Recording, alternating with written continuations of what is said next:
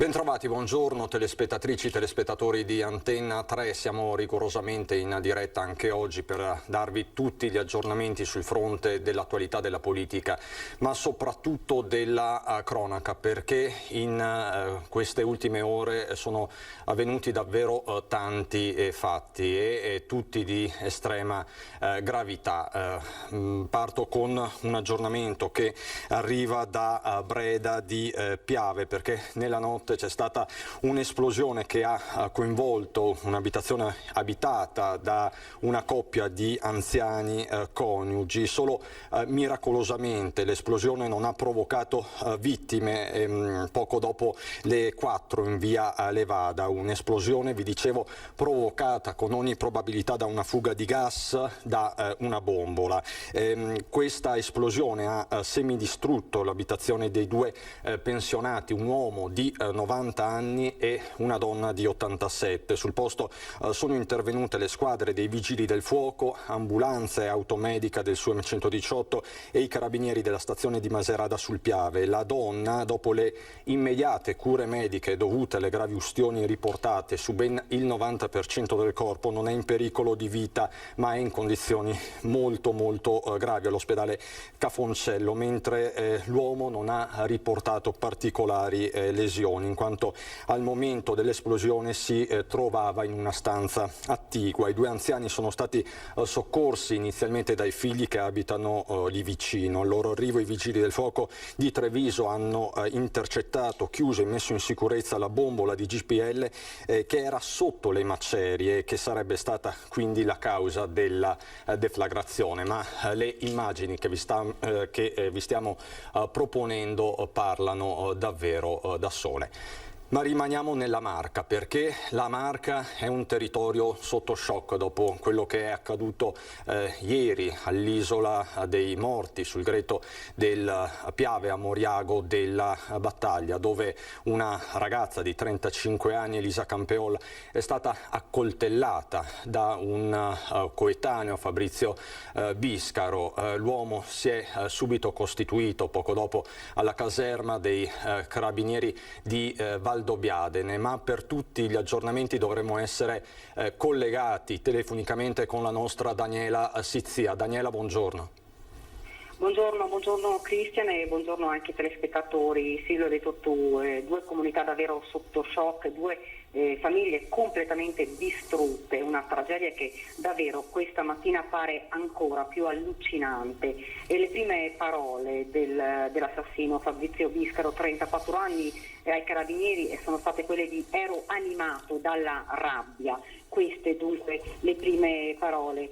L'uomo ha ucciso, ha pugnalato a morte Elisa Campeol, 35 anni, titolare di uno storico bar di Pieve di Soligo. Era andata proprio al parco nell'Isola dei Morti a prendere il sole, una giornata di riposo e di relax, una giornata che si è trasformata in una tragedia.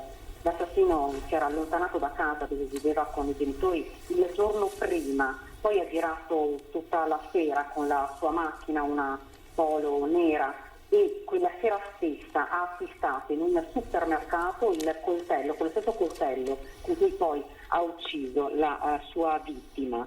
I genitori sono davvero sotto shock, i genitori di Elisa si sono chiusi nel silenzio e nel dolore, non riescono nemmeno a spiegarsi quello che è accaduto, mentre i genitori di Fabrizio già la mattina di ieri erano andati dai carabinieri per segnalare l'assenza del figlio che non era più tornato a casa e di lui si erano perse le tracce fino a quando si è costituito alla caserma. Dai primi riscontri l'uomo è arrivato fino al greto del Piave, lei stava prendendo il sole, si è avvicinato da dietro e gli ha sferrato il primo fendente violento al fianco, poi alla schiena, poi una raffica di colpi, e mentre la 35enne tentava davvero disperatamente di difendersi ed assistere alla scena sono stati due uomini residenti fuori regione che erano lì a Moriago per lavoro, stavano facendo una passeggiata, hanno sentito le urla e sono accorsi. Lui è scappato poco dopo, si è diretto alla caserma dei carabinieri, aveva i vestiti imbrattati di sangue, nel suo zainetto lo stesso coltello con cui ha ucciso la donna. Quando è arrivato dai carabinieri ha detto: sono stato io, non so nemmeno il perché. intorno alle 21 è stato portato nel carcere di Treviso, verrà ovviamente ancora ascoltato. La distrazione davvero della famiglia di Elisa, perché avrebbe potuto, è morta perché era nel luogo sbagliato nel momento sbagliato, possiamo davvero dirlo, perché lui comunque avrebbe ucciso, l'ha ucciso perché l'ha vista. Questa è purtroppo la cruda e tragica realtà. Fabrizio ha problemi psichici, era stato seguito, ora ci sono davvero tante domande a cui si devono dare una risposta. Lui era seguito, ma lo era ancora, sembra che non fosse aggressivo o violento, almeno non lo era stato fino a ieri, la volta in cui ha ucciso Elisa Campeoli. Siamo a Pieve di Soligo noi adesso, abbiamo parlato con il sindaco, i genitori sono davvero sotto shock e non riescono nemmeno a parlare più, si domandano solo perché. Diciamo che, Daniela, ci sono davvero poche parole. Tu hai dato un dettaglio che non è un dettaglio, ovvero il giovane Biscaro avrebbe acquistato il coltello poco prima del delitto, quindi non era un'arma che teneva regolarmente con sé. No. Lui ha accertato, lo ha detto lui stesso, che la sera che si è allontanato di casa, la sera prima dell'assassinio, lui è andato in un supermercato della zona ed ha acquistato il coltello. L'ha acquistato, poi ha girato tutta la notte, deve aver dormito in macchina e la mattina si è recato proprio nel parco dell'Isola dei Morti, ha parcheggiato la macchina, ha percorso la stessa strada che aveva percorso Elisa e lì ha trovato Elisa. Daniela, dove ti trovi esattamente in questo momento? Noi ci troviamo in questo momento a Pieve di Soligo, la gente qui è davvero scioccata perché poi c'è la paura, cioè se un fatto così può accadere la gente si domanda ma è sicuro, possiamo tornare? Cioè, la gente adesso ovviamente è sotto shock, ha paura e quello che è accaduto lascia e ha lasciato e lascerà sicuramente il segno. Elisa lavorava nel bar di famiglia sostanzialmente, anche se in quest'ultimo periodo era la titolare. Corrisponde al vero il fatto che volesse cambiare vita? Ma guarda, in questo momento i genitori ovviamente si sono chiusi nel silenzio, quindi non parlano, sono talmente scioccati. Lei sicuramente aveva bisogno di pace, di tranquillità ed era per questo che aveva scelto quella giornata per potersi recare proprio a prendere un po' di sole, e, insomma, dopo anche questi 2 anni difficili, perché sono stati difficili anche ovviamente per lei che era titolare di un bar, certo. Lo sappiamo bene, con la pandemia aveva deciso proprio di cercare un momento di svago, un momento di riposo, anche per riflettere. Probabilmente purtroppo è stata raggiunta da questa persona.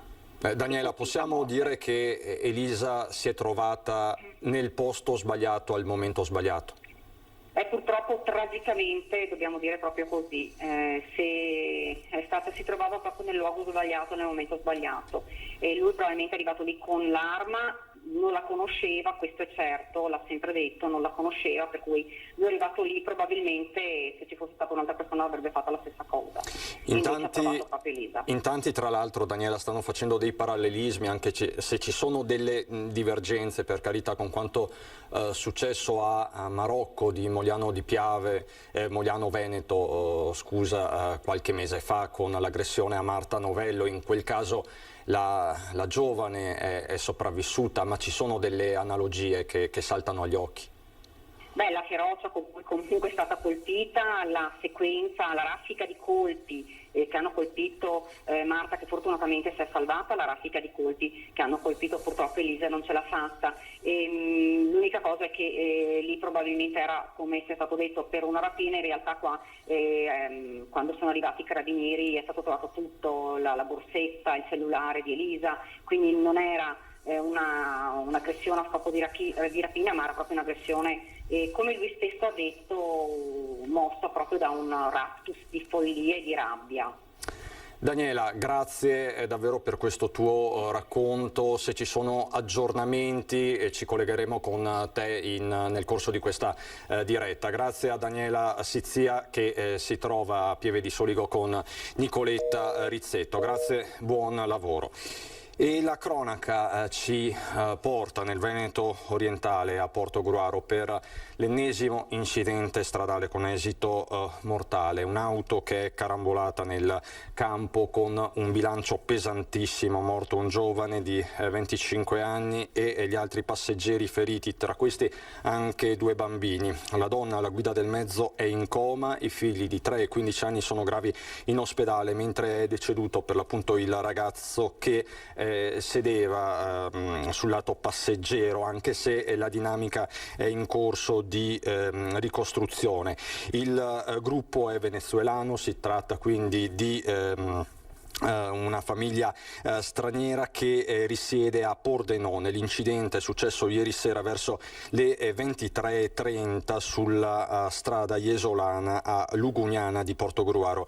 I 4 stavano procedendo verso Jesolo dopo aver superato l'abitato di Lugugnana e aver percorso circa 3 chilometri. Il viaggio si è trasformato nella tragedia che vediamo dalle immagini dei vigili del fuoco. La donna alla guida ha perso il controllo dell'auto, una Peugeot 206 che è appunto finita nel campo che costeggia la strada. Subito alcuni automobilisti di passaggio hanno lanciato l'allarme, la centrale operativa del SUEM 118 ha mobilitato i soccorsi inviando le ambulanze di Portogruaro, Caorle e Bibione. Sul luogo dell'incidente anche i vigili del fuoco e i carabinieri. La strada metropolitana 42 è stata così chiusa al traffico per permettere i soccorsi. Questa quindi la cronaca di giornata che però si fonde, quasi si confonde con una storia che vi abbiamo raccontato più volte e che nell'ultima settimana ha avuto il suo epilogo giudiziario con la sentenza della Corte d'Appello che ha confermato la condanna a 8 anni di carcere nei confronti di Marius Marignica, accusato di essere il responsabile dell'incidente costato la vita a Eleonora Frasson, Leonardo Girardi e Riccardo Laugeni e Giovanni Mattiuzzo. I 4 angeli, così sono stati ribattezzati questi 4 ragazzi di San Donà e Musile che erano rimaste vittime nello schianto avvenuto a Jesolo. Era il luglio del 2019, una ragazza era sopravvissuta, ma è una storia che ben conosciamo, che vi abbiamo raccontato più volte anche per bocca della mamma di Riccardo Laugeni, Romina Ceccato, che è ancora qui con noi, perché non ci stancheremo mai di supportarla, di sostenerla nella sua lotta per la sicurezza stradale e questi episodi di cronaca ci dicono che è una necessità, è un'urgenza, soprattutto in determinate aree del Veneto, soprattutto in determinate arterie stradali come quelle del Veneto orientale. Buongiorno Romina. Io non so come dirvi sempre grazie, perché siete sempre molto gentili nell'ospitarmi e nel poter contribuire e collaborare con me nel portare avanti queste iniziative e nel cercare di migliorare e di fare qualcosa di utile per evitare altre stragi come quella che è successa da poco. Ma a prescindere anche dall'associazione, perché appunto la mia è una sulla strada, voglio fare la mia solidarietà, dimostrare la mia solidarietà anche a quella famiglia di questa ragazza, perché anche questa ragazza è sempre una vittima, sono tutte vittime. Io voglio precisare una cosa molto importante, che magari molte persone pensano che l'associazione, che sia sulle vittime della strada, che sia un altro tipo di associazione, abbia sempre un scopo o abbia un modo solo di essere visibile. Non è vero. Noi stiamo lottando e penso anche altre, appunto perché le vittime, siccome non possono difendersi, hanno bisogno che chi rimane qui possa difenderli, possa trasformare quella loro morte, voluta o non voluta, perché come ho sempre detto non sono io che l'associazione non è nata per dare dinamiche o per dire se è giusto e se è sbagliato, di chi è colpa, di chi non è colpa, ma è nel fare in modo che la sensibilizzazione, le leggi e tutte quelle persone che appunto non ci sono più possono avere la loro giusta giustizia, ma giusta. A proposito di giusta giustizia, dicevo prima, la Corte d'Appello di Venezia ha confermato la condanna nei confronti del pirata della strada che ha ucciso suo figlio Romina. 8 anni. È giustizia giusta questa? Allora, che cos'è? Come mamma penso non c'è una sentenza giusta dalla morte del proprio figlio. Neanche 20 anni sarebbe una giustizia giusta. La cosa che è giusta, un po' per me è importante, penso anche per gli altri, è nell'aver confermato innanzitutto questi 8 anni, nell'aver accertato al 100% anche in appello che mio figlio non era colpevole, non aveva colpa, ma bensì che questo incidente è stato causato appunto dal signor Marinica. Dopodiché, come dico sempre, per ogni genitore quando manca un figlio non c'è una sentenza, non c'è un numero, non c'è niente che possa essere giusto, perché non te lo ridanno, non ritorna a casa. Io dico solo una cosa, se è quello che porterò avanti e non mi fermerò, sono appunto la sensibilizzazione e il cercare di modificare alcune leggi, perché in questo caso se non ci fosse stato il rito abbreviato, che io per carità non è di mia competenza, ma cercherò di studiare anche questo, adesso farò i compiti anche a casa. Quindi è giusto darlo quando è giusto, perché se in questo caso non era opportuno, non erano 8 ma erano 12, 4 ragazzi. Io, se posso, se mi permetto, voglio mandare un messaggio, spero che arrivi alle persone un po' più alte di me. Dico, ho guardato su un Facebook un giorno e ho visto che quel carabiniere che aveva ucciso quel ragazzo sull'autostrada gli è stato dato l'ergastolo. Io non ho detto questo e non mi permetto, perché magari come mamma lo posso pensare, ma nel ruolo che ho anche non mi permetto di fare queste cose. Ma dico una cosa sola, anche lui non aveva niente, era a posto, non aveva precedenti penali, però questo invece è stato premeditato, perché è stato confermato che li ha speronati e buttati fuori. Era giusto dare il rito abbreviato? Di 4? Era giusto 8? Diciamo che qui c'è un problema a monte ed è di natura giuridica e processuale anche, e qui il suo appello è indirizzato a chi può mettere mano a queste norme in un periodo in cui si parla tanto anche di riforma della giustizia. Di certo Romina, a lei e alla sua famiglia, alle famiglie di questi ragazzi, è sempre stata vicina alla comunità. Sì. E a tal proposito abbiamo collegata il sindaco di Musile di Piave, Silvia Susanna. Buongiorno sindaco. Buongiorno a voi. Sindaco, questa tragedia immensa di 2 anni fa, quasi esatti ormai, ha sconvolto e coinvolto in particolare il suo comune. Che ricordo ha di quel giorno e che cosa avete fatto nel frattempo? Perché so che avete dato vita a tante iniziative. Il ricordo di quel giorno è un ricordo assolutamente molto doloroso. Doloroso perché non è facile accettare, anzi non si può proprio accettare la morte di 4 ragazzi ben inseriti nel nostro contesto sociale, ragazzi per bene, che si trovano a subire una tragedia del genere, che muoiono così in un incidente senza spiegazione, perché è bene dirlo, questi ragazzi avevano passato una serata in compagnia, stavano rientrando, erano sobri, insomma dei ragazzi per bene che hanno passato una festa, che hanno passato una serata in compagnia, e trovare la morte in questo modo qua direi che è una cosa che ha scosso molto l'opinione nostra, della nostra comunità, e ci siamo stretti tutti intorno a queste famiglie. Da quella volta iniziative ne sono state fatte tantissime. Abbiamo scoperto una targa poco tempo fa in ricordo delle vittime della strada e anche di loro 4, e soprattutto accompagniamo la signora Romina nella sua qualità di presidente dell'associazione Alba in tutte quelle iniziative di sensibilizzazione che hanno lo scopo di tenere viva l'attenzione proprio su questi argomenti.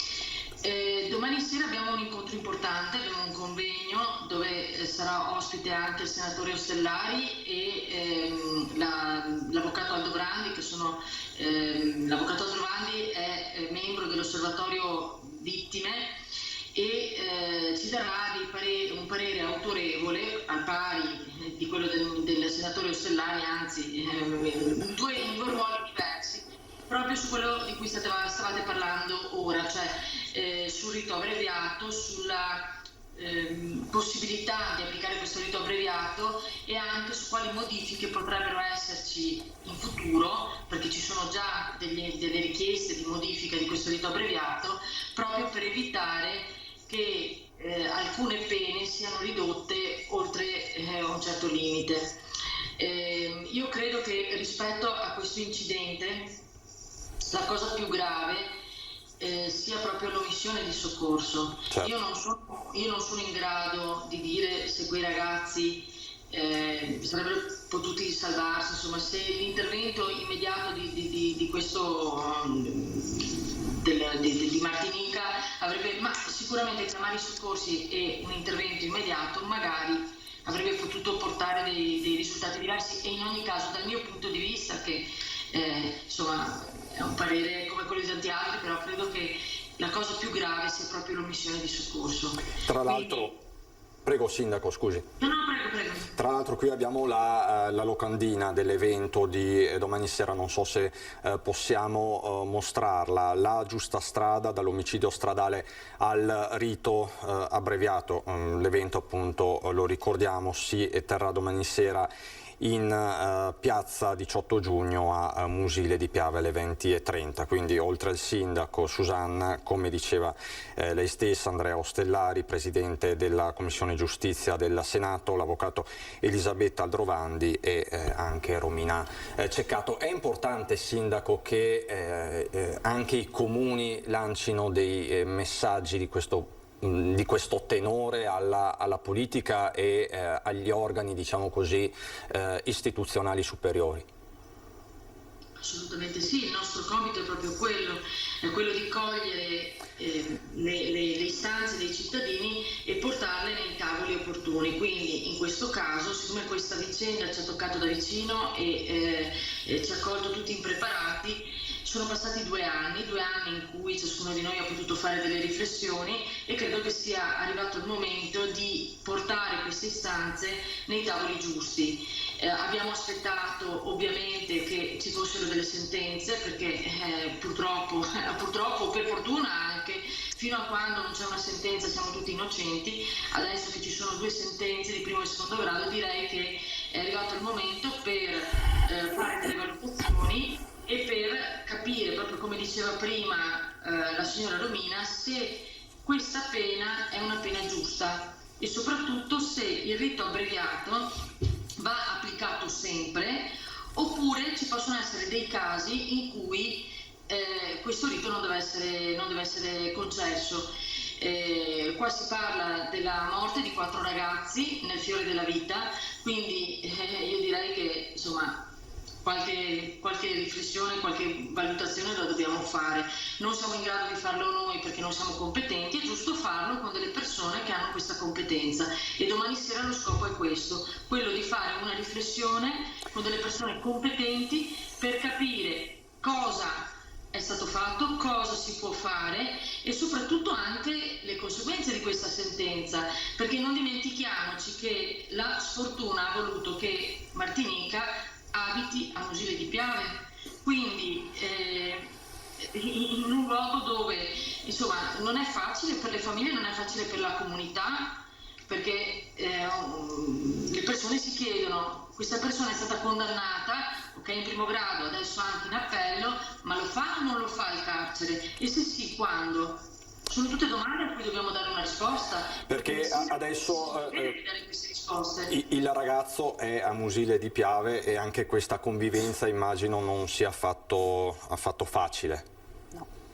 La convivenza non è facile, io però qua mi sento veramente di esprimere la mia stima e il mio rispetto nei confronti dei cittadini, perché non ci sono mai stati grandi problemi. È ovvio che in alcuni momenti ci possono essere dei forti malumori, è ovvio che in alcuni momenti si può passare anche davanti alla casa di questo signore e dire qualcosa, insomma esprimersi in modo, ma credo che questi siano tutti atteggiamenti tollerabili, e quindi ancora una volta riconosco nella mia comunità una comunità di persone con valori molto alti e di persone per bene. Adesso l'unica cosa che io auspico è che senza ergermi a giudice, perché non sono giudice, ma sei un giudice che si è già espresso in 2 gradi nei confronti di questa persona, che si aprano finalmente le porte del carcere e che si dia insomma un minimo di giustizia a questi ragazzi. Sindaco, grazie davvero per questa sua testimonianza e per queste sue parole. Ricordo l'appuntamento di domani sera alle 20:30 in piazza a Musile di Piave. È importante che a 2 anni da quanto successo si ragioni anche a mente fredda, al di là dell'emotività del momento, per trovare delle soluzioni di natura giuridica, processuale. Forse questo. Le chiedo però una domanda, Romina.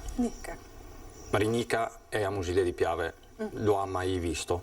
Sì, l'ho visto il giorno stesso in cui l'avvocato mi ha chiamato, il giorno dell'appello, dove mi ha chiamato che ero in macchina, che stavo andando in cimitero, e l'ho visto in terrazza in piedi, vestito bene, stava fumando una sua sigaretta. Che cosa vuole sapere? Che cosa avrei fatto? Questa è la domanda che mi vuole dire. Bene, allora io ho sempre dato una risposta.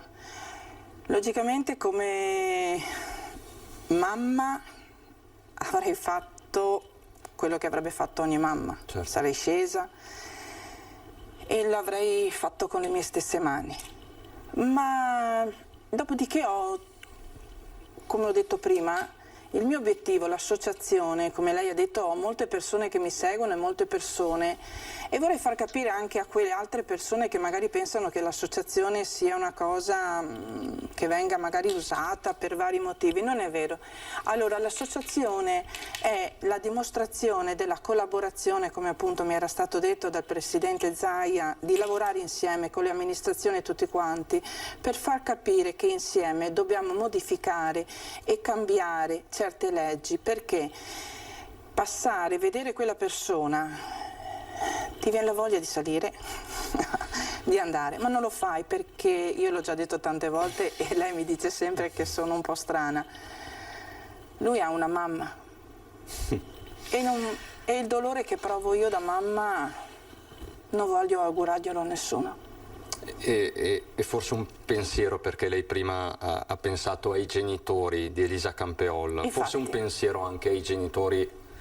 Sono 2 cose diverse, però il dolore di un genitore, immagino. Sono sempre vittime, in qualsiasi modo un figlio, un parente, un papà, qualsiasi persona è sempre una vittima, e quindi chi rimane deve per forza. Quindi se io fossi salita lì e lo avessi anche strangolato, avrei fatto una cosa peggiore, non sarei stata in grado di continuare a fare giustizia e a portare avanti quello che appunto ha detto il sindaco che faremo, che è un messaggio positivo verso le persone, anche se vogliono fare domande per sapere, perché non siamo tutti preparati. Certo. Ma è anche giusto essere preparati collaborando insieme, come l'evento. Allora, grazie ancora Sindaco Susanna. Romina resta con noi, fra poco andremo anche a San Donà di Piave, ma prima andiamo in montagna a Belluno per parlare di sicurezza, stavolta appunto nelle terre alte e nelle escursioni, perché anche qui ci sono diversi fatti di cronaca. Vedo che è già collegato il capodelegazione del soccorso alpino delle Dolomiti Bellunesi, Alex Barattin. Buongiorno Barattin, ma vengo da lei fra qualche minuto, fra poco.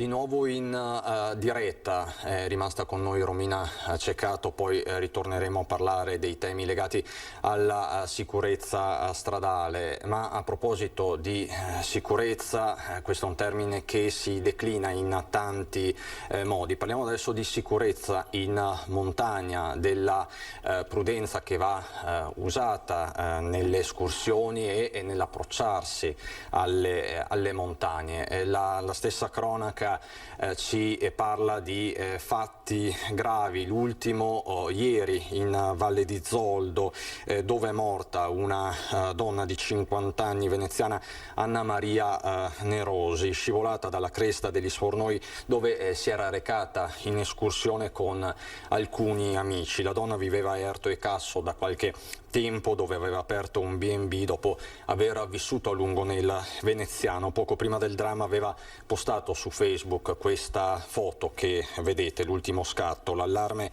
è scattato poco prima delle 14, quando la centrale del 118 è stata allertata dai compagni. 3 amici si trovavano nelle vicinanze della cima di mezzo quando la donna ha perso l'equilibrio ed è precipitata. L'elicottero del SUEM di Pieve di Cadore ha individuato velocemente il punto in cui si trovavano i 2 uomini e poi 150 metri più in basso hanno rinvenuto il corpo della donna. Non c'era più nulla da fare.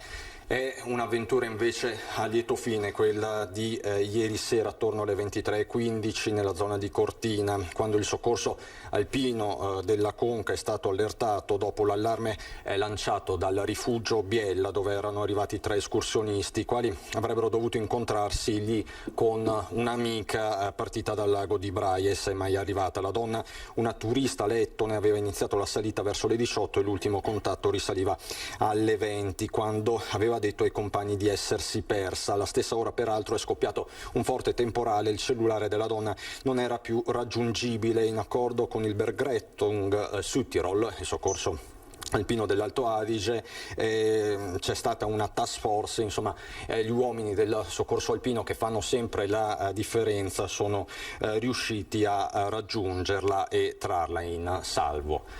Alex Barattin, che è capodelegazione del soccorso alpino delle Dolomiti Bellunesi, ve l'ho presentato prima, è qui con noi. Buongiorno Barattin. Buongiorno a lei e a voi tutti. Barattin, è iniziata la stagione, un inizio stagione caratterizzato anche da una certa euforia, se vogliamo dirla tutta, per i motivi che ben conosciamo. Questo si sta traducendo in atteggiamenti poco responsabili da parte degli escursionisti? Ma l'atteggiamento che c'è è quello un po' di sempre, no? L'avvicinamento all'ambiente alpino, alle terre alte, va sempre fatto con attenzione. Arriviamo da un periodo comunque di chiusura che abbiamo avuto anche nella prima parte dell'inverno, e quindi la volontà e la voglia di noi tutti è quella di stare all'aperto. Chiediamo di fare molta attenzione alla preparazione della gita, perché diventa fondamentale aver pianificato molto bene, specialmente in questo periodo dove abbiamo una coltre nevosa ancora molto presente anche a quote molto basse, quindi tutti i versanti nord, nord-ovest sono ancora carichi di neve, quindi bisogna fare molta attenzione.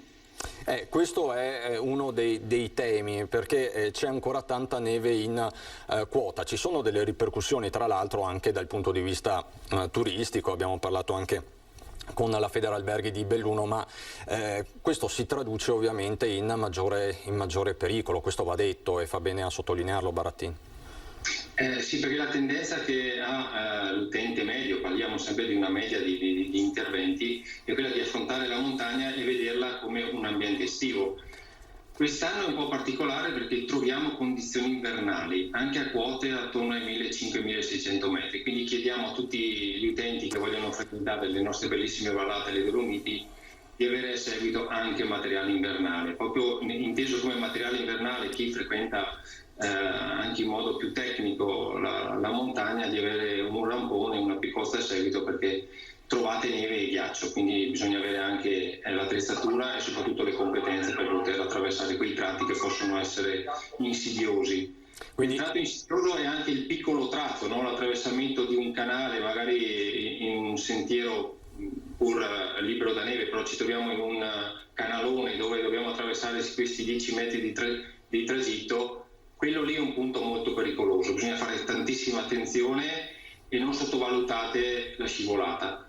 In quel momento dobbiamo metterci i ramponi e con la picozza attraversare in modo corretto quel piccolo tratto.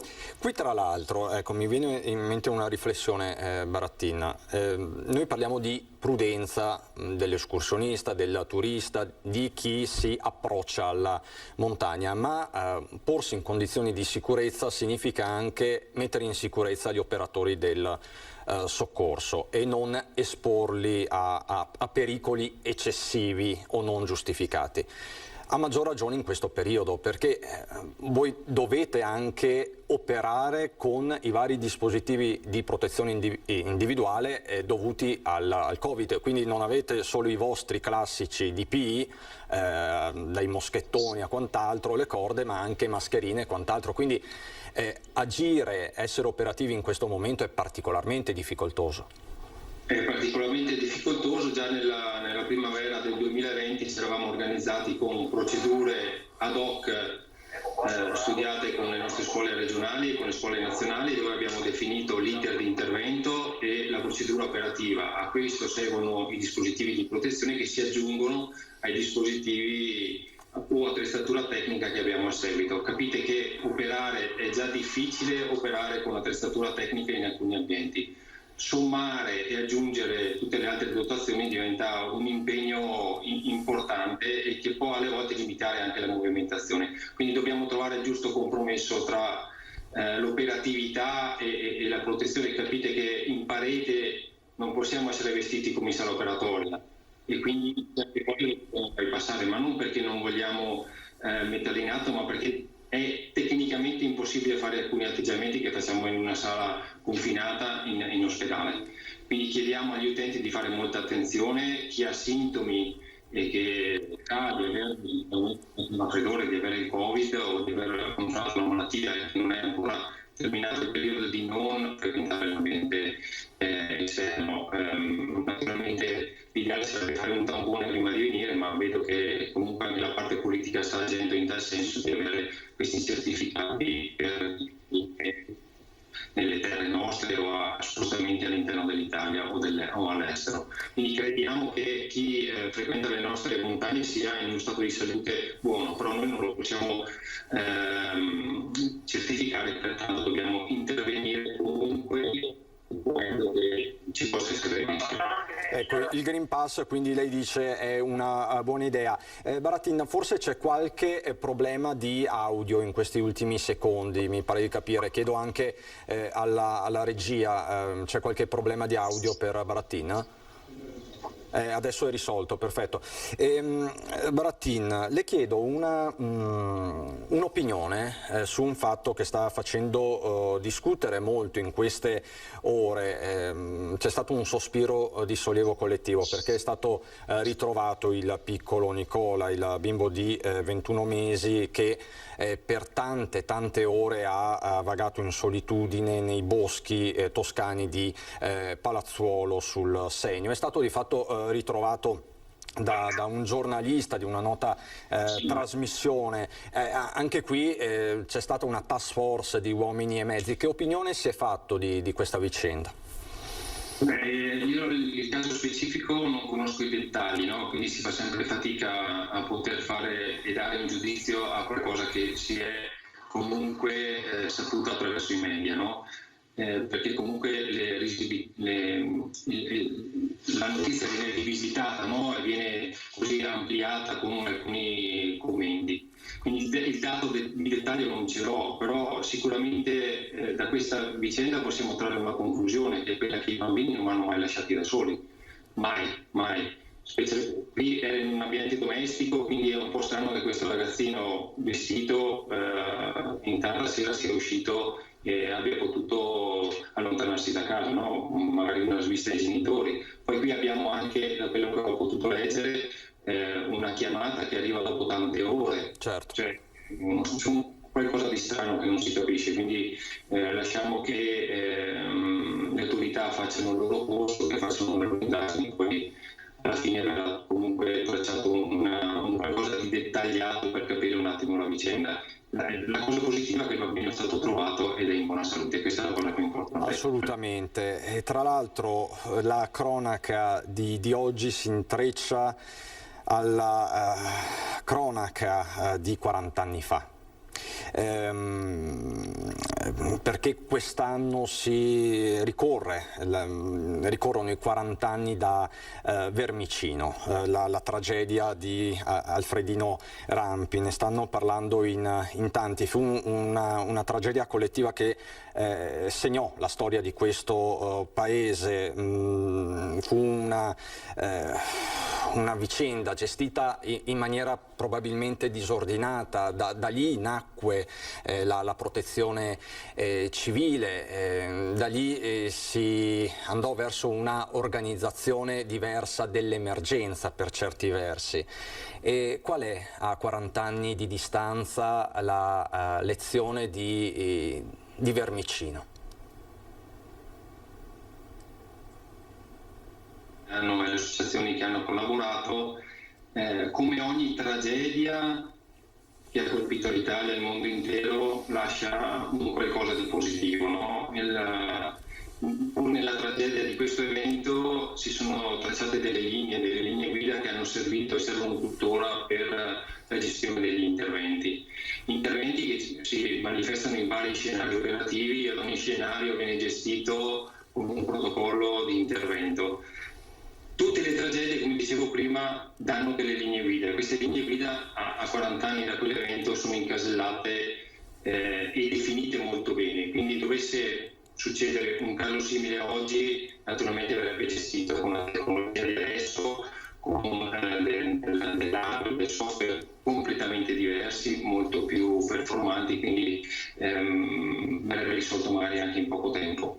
È sempre facile fare un giudizio a posteriori. Se ritorniamo a quell'epoca, io avevo circa 8 anni e mi ricordo benissimo la cronologia di quegli eventi, no? Perché ero a casa dei miei nonni e sentivo collegato alla TV, vedevamo queste immagini, questi suoni che poi avevano messo anche i microfoni all'interno, e fa venire la pelle d'oca 40 anni dopo. Però queste tragedie servono e hanno servito a creare quelle organizzazioni, quei metodi di intervento anche per quanto riguarda la nostra area speleologica, no? Che quindi è intervenuta in quei frangenti in un primo momento per riuscire a prendere il piccolo calandoci a testa in giù dall'altro, poi dal posto che era stato creato a lato, che poi alla fine il posto ha creato comunque delle vibrazioni su un terreno già fragile, che purtroppo ne ha comportato la caduta di altri 30 metri sulla parte più bassa. Poi è stato inserito, con il supporto degli enti e anche della parte speleologica del soccorso alpino, una persona che aveva la corporatura molto sottile, che era arrivata addirittura a toccare le mani, però era talmente umido l'ambiente, tutto sporco di fango, che è stato impossibile riuscire a legarlo e portarlo fuori terra. E poi da lì naturalmente poi i giorni sono passati, naturalmente il bambino è morto e poi è stato fatto il recupero finendo il posto laterale. Fotogrammi che fanno parte della storia di questo paese, Brattin. Però lei dice una cosa importante, che è un po' il leitmotiv di questa diretta oggi, mi pare, no? Che queste grandi tragedie restano tragedie, ma possono insegnare qualcosa. Questo è un messaggio importante. E le chiedo in ultimissima battuta, noi ci aggiorneremo nel corso di questa estate, si sente di lanciare un appello a chi ci sta guardando, agli escursionisti, a chi magari si prepara ad una gita o a una vacanza in montagna? Sì, l'appello è, oggi siamo tutti social, no? Quindi all'interno dei nostri siti istituzionali, vuoi quello nazionale, vuoi quello regionale del Veneto, abbiamo della documentazione che può essere di supporto. Piccole regole per i bambini, come quelle che vi faccio vedere in questo momento, piccole regole sia estive sia invernali, no? Dove all'interno troviamo quelle piccole informazioni che possono essere veramente importanti e dare una linea guida per affrontare l'ambiente montano e le terre alte. Chiediamo di avere un occhio di riguardo sulla frequentazione dei sentieri, come ho detto prima c'è ancora presenza di neve, quindi laddove non ve la sentite tornate sui vostri passi. La montagna è bellissima, però ha del rischio residuo, quel rischio che rimane dopo aver calcolato tutto quello che potevamo calcolare, che è alto, lo sappiamo, è bello anche per quello andare in montagna, no? Quindi chiediamo un'attenzione particolare da qui a fine estate, perché ci dobbiamo divertire, dobbiamo tornare a casa con la nostra famiglia sereni e spensierati. Però non dimentichiamo mai l'attenzione. Certo, e ricordiamo che la montagna non è mai assassina, a volte ci sono delle sintesi giornalistiche non così un po' approssimative, sono gli atteggiamenti sempre a fare la differenza. Grazie Alex Barattina, capodelegazione del Soccorso Alpino delle Dolomiti Bellunesi. Buon lavoro a Barattina e ai suoi uomini. Grazie. Grazie a voi della disponibilità di questo spazio, grazie mille. Arrivederci, grazie Barattin. Salve. Romina, la sicurezza è un bene a 360 gradi ed è un bene di tutti. Come ha detto lui? La sicurezza è... La cosa bella che ha detto appunto è queste parole. Facciamo in modo che da tutte queste cose, da queste disgrazie, come dico io, da queste sofferenze, si possa ricavare qualcosa di buono, possa uscire qualcosa di utile nel poter evitare altre cose peggiori nel futuro. Quindi mi piace quando sento queste parole, quando sento collaborazione, quando sento non polemiche o varie cose, perché le polemiche non portano da nessuna parte. La collaborazione invece porta a provare a salvare o a mettere in sicurezza anche qualche altra vittima o a migliorare qualcosa, come le leggi o come, io parlo nel mio campo, come la legge o come qualcos'altro, come anche la sicurezza sulla montagna, come anche l'evento di questa ragazza poverina assassinata, quindi nel cercare di capire, quindi da tutto quel brutto dobbiamo portare fuori qualcosa di utile, non di bello, perché di bello c'è poco. Non c'è, ma di utile, di importante per evitare e migliorare le cose, né farle diventare utili verso gli altri, perché ormai su di te è già successo, quindi non hai più tanto riscontro. Quindi lavoriamo, non stiamo a guardare tanto, a pensare, ma guardiamo il futuro, non il passato, perché il passato non serve a niente,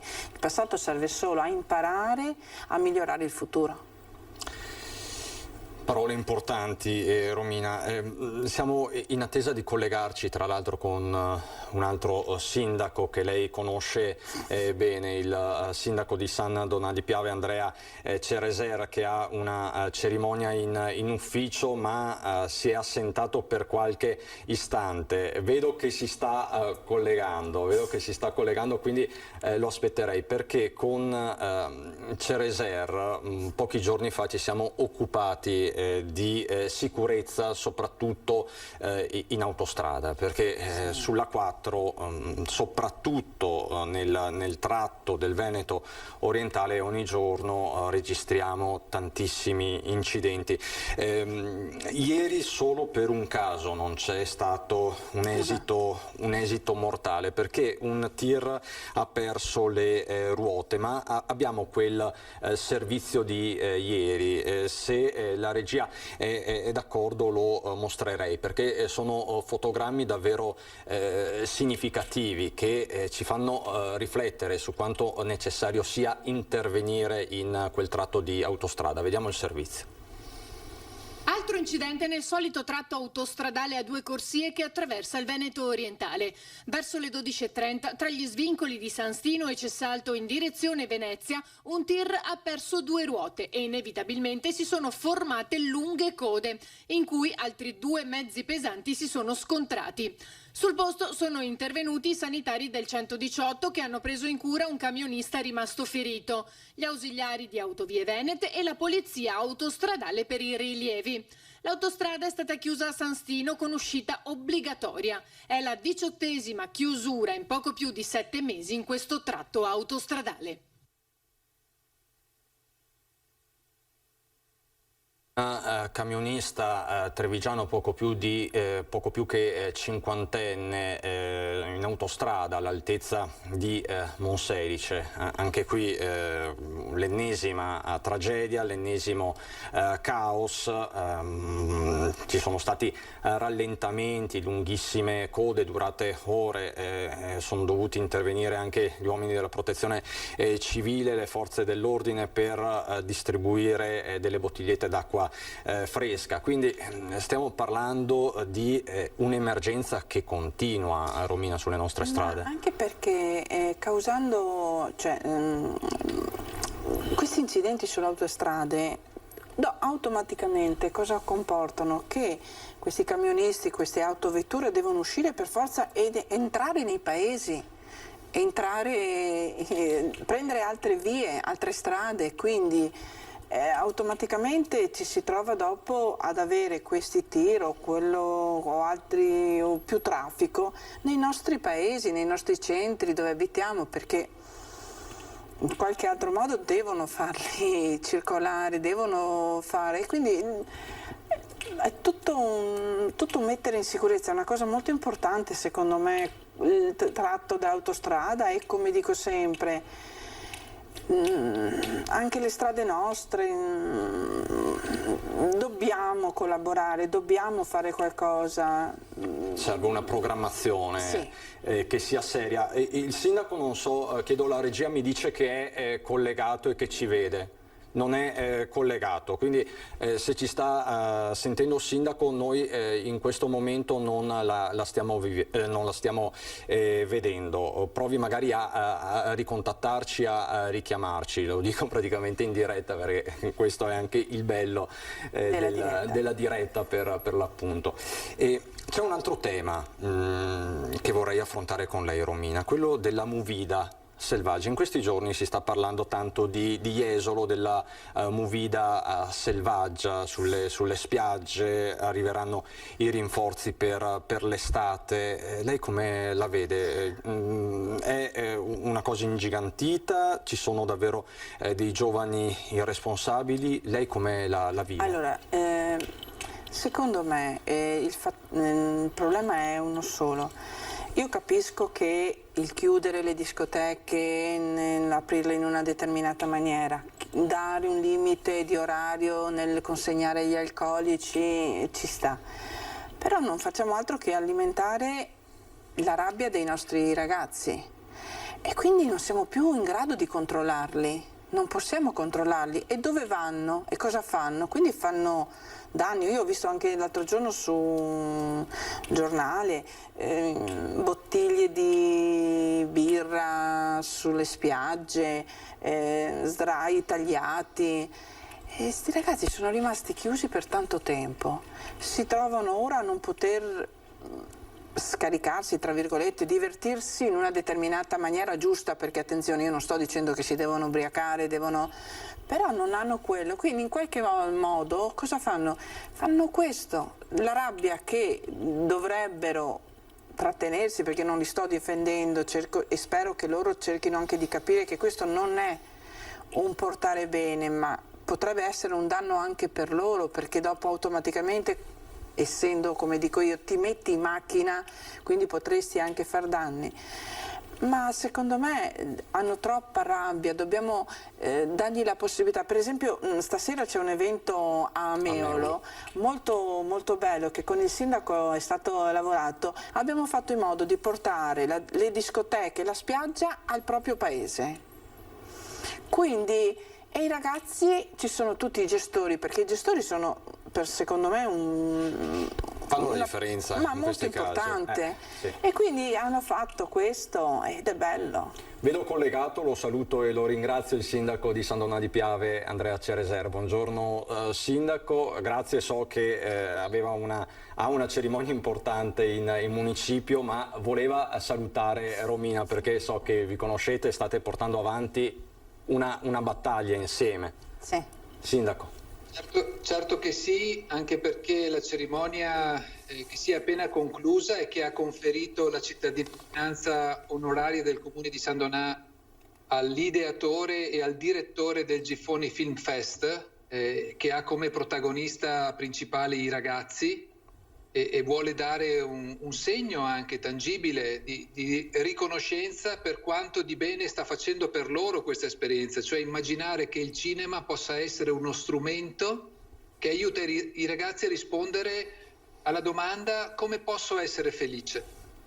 Quindi questa cerimonia è assolutamente coerente con il lavoro che sta portando avanti Romina, nel senso che è giusto occuparsi di quelle che si chiamano le next generations, quindi le prossime generazioni, che non è solo una montagna di soldi che si riverserà sui paesi dell'Unione Europea per aiutarli a risollevarsi dalla crisi, ma è soprattutto l'attenzione che dobbiamo avere per le prossime generazioni. Quindi da una parte questa attenzione, dall'altra evitare che ragazzi così preziosi possano perdere la vita per distrazioni, disattenzioni, superficialità, correndo nelle nostre strade. Quindi sono, diciamo, due lati della stessa medaglia e perché possano essere efficaci devono essere attenzionati contemporaneamente. Ecco, vediamo le immagini del conferimento della cittadinanza onoraria a Claudio Gubitosi, anima del Gifoni Film Festival. Anche questo è un messaggio importante, il cinema, la cultura come valvole anche di sfogo per questi ragazzi provati da un periodo tra l'altro difficilissimo. Lei sindaco, di fronte anche ai provvedimenti che sta prendendo il suo collega Valerio Zoggia a Jesolo, come si pone? Ma sappiamo che questa situazione pandemica di fatto ha tre risvolti. Uno è quello sanitario e speriamo, se non arriva una variante a farci lo sgambetto, di poterne essere velocemente fuori. Poi c'è la dimensione economica che ancora sta mordendo molte aziende, ma speriamo anche in questo caso di vedere la fine di questo tunnel. E poi c'è la dimensione sociale, per cui sicuramente una fascia che ha pagato molto, sta pagando un prezzo molto alto. Pensate a che cosa significhi per più di un anno non vivere l'esperienza di scuola normalmente e quindi coltivare le relazioni solamente a distanza in maniera appunto artificiale. Noi diciamo, lo dicevano i filosofi, ma è così: l'uomo è un animale sociale, è fatto di relazioni, e quindi non aver potuto coltivare questa dimensione che è essenziale per la crescita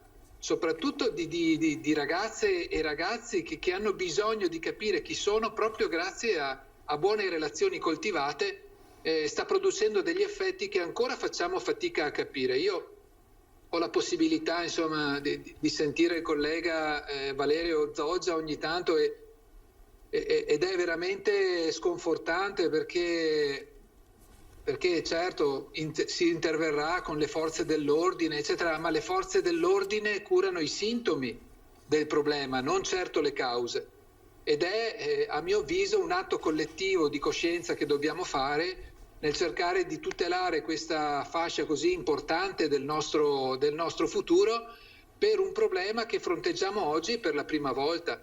O meglio, alcuni episodi di disagio erano conosciuti anche da prima, ma a questa dimensione, a questo livello non eravamo certo abituati. Qui ci vuole, a mio avviso, una sorta di alleanza tra i diversi soggetti che animano la città, la società civile, che sono le amministrazioni, ma anche le aziende sanitarie, le scuole, le società che si occupano di sport, anche le parrocchie. Quindi bisogna che ci sia una chiamata non alle armi, bensì all'impegno, per cercare appunto di individuare, inquadrare un po' la situazione e poi delle possibili soluzioni, sapendo che non ce ne sono di facili, però assolutamente necessarie sì. E questo è il lavoro su cui dobbiamo tutti impegnarci a fare, a lavorare. Assolutamente, un lavoro molto complesso, ma verrebbe da dire ora o mai più, visto il momento di ripartenza, perché questa ripartenza non sia solo vuota e facile retorica.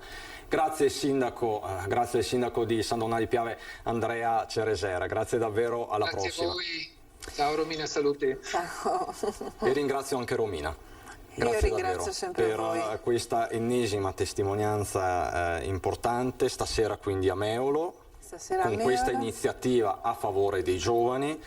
Domani sera, lo abbiamo visto, a Musile di Piave alle 20:30 per parlare di sicurezza stradale e di strumenti normativi a favore della sicurezza stradale, e sempre in bocca al lupo per la sua avventura, per la sua associazione Alba. Certamente, non ci sarà nessun problema. Anche perché sempre, complimenti è brutto da dire, ma la sua forza è contagiosa, quindi grazie. No, grazie a voi per l'ospitabilità che mi date sempre, e grazie alle persone che credono che l'associazione appunto è fatta di cose semplici, non è politica, non è niente, è fatta di una mamma che cerca di migliorare in modo che altre famiglie non provino lo stesso dolore nostro. E non è poco, e i fatti di queste ore ce lo dimostrano. Grazie Romina. Grazie a lei. Adesso c'è il meteo con Alice Montaniera, poi cambiamo argomento perché c'è uno scontro in atto. Il DDL Zan sta balcanizzando la politica, ma ne parliamo fra poco.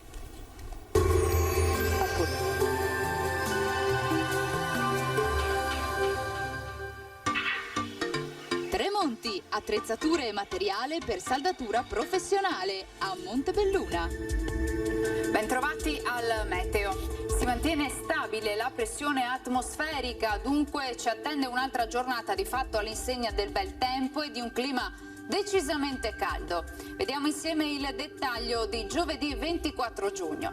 Sul Veneto sempre bel tempo soleggiato, il cielo infatti si presenterà sereno o al massimo con qualche velatura. Qualche addensamento ci sarà, ma insomma senza ulteriori conseguenze. Diamo ora uno sguardo alle temperature. Le minime saranno comprese tra 16 e 21 gradi, massime comprese invece tra i 29 e i 36 gradi, dunque davvero bollenti. Ci spostiamo ora sul Friuli Venezia Giulia, anche qui tanto sole dappertutto, ma anche in questo caso qualche nuvoletta ci sarà, ma del tutto innocua. Temperature minime tra 18 e 21 gradi, massime sui 28-32 gradi. Infine diamo uno sguardo alla situazione del Trentino Alto Adige, anche qui ampio soleggiamento un po' per tutto l'arco della giornata e senza piogge degne di nota. Temperature minime intorno ai 17 gradi, massime infine sui 30 gradi all'incirca. Dal meteo di Antena 3 per ora è tutto, grazie per l'attenzione e arrivederci.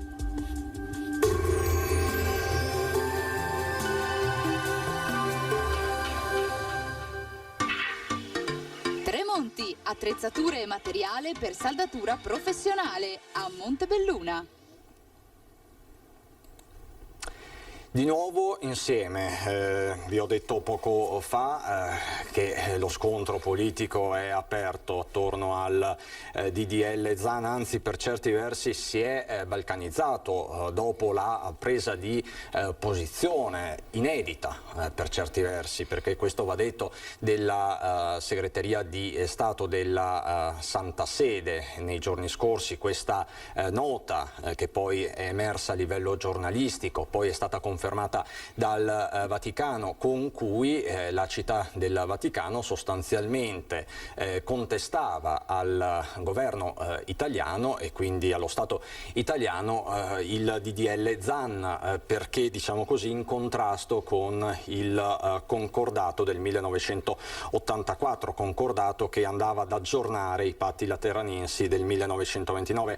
La questione rientra nella diciamo così più ampia libertà di educazione che viene riconosciuta alla Chiesa Cattolica. Una vicenda complessa, ma per l'appunto adesso ce ne occupiamo con diversi ospiti. Qui in studio con me c'è Claudio Borgia di Fratelli d'Italia, assessore comunale a Montebelluna, assessore all'istruzione. Buongiorno a tutti. Collegato, lo saluto e lo ringrazio, Jonathan Montanariello, consigliere del Partito Democratico. Buongiorno Montanariello. Buongiorno a lei direttore e a chi ci segue. Scusi la location improvvisata, ma sono al congresso dell'Auser, mi sono spostato per il collegamento. La ringrazio per la disponibilità e fra poco ci raggiunge anche il presidente dell'Arcigay di Padova, non so se è già collegato, ma nel momento in cui si collega entrerà nel dibattito, quindi lo aspettiamo. Allora, io partirei dalle parole pronunciate ieri dal Premier Draghi al Senato, perché Draghi è entrato nel merito della questione, ha detto il nostro è uno Stato laico, ma sentirei Draghi.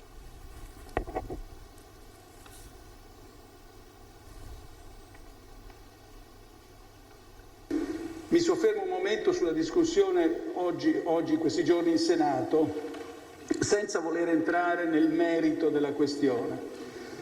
Quel che però voglio dire, specialmente rispetto agli ultimi sviluppi, è che il nostro è uno Stato laico.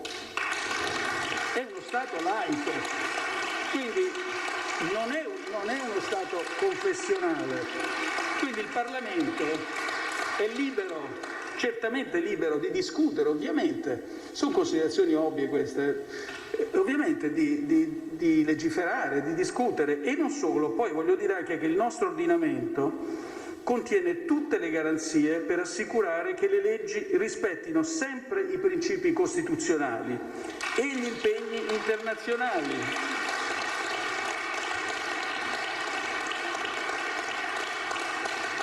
Tra cui il concordato con la Chiesa. Montanariello, ha fatto bene Draghi a ricordare che questo è uno Stato laico, o non c'era bisogno di dirlo?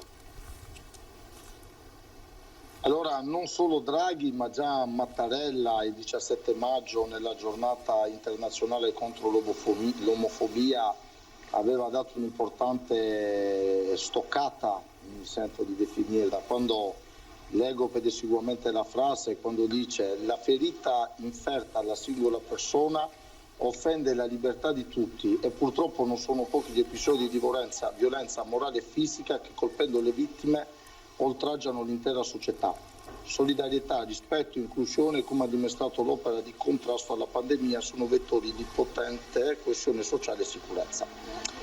Allora, al netto di quello che dice Mattarella, che comunque è stato ben chiaro su quello che pensa anche l'autorevole Presidente della Repubblica, ma la considerazione mia è anche un po' quella di chi in maniera anche amareggiata, parlo con massimo rispetto insomma per le autorità ecclesiastiche, sono cattolico, sono anche praticante, quindi voglio dire non accetto lezioni su chi sta da una parte o dall'altra, ma è la prima volta che il Vaticano interviene sul governo e questa cosa l'ha fatta notare bene anche il Corriere della Sera quando ha anticipato la notizia, tra l'altro cosa che non è neanche prevista nei patti lateranensi, cioè alcuni contenuti della proposta legislativa che vengono contestati quando dicono riducono la libertà garantita alla Chiesa Cattolica all'articolo 2,1 e 3 dell'accordo di revisione del concordato.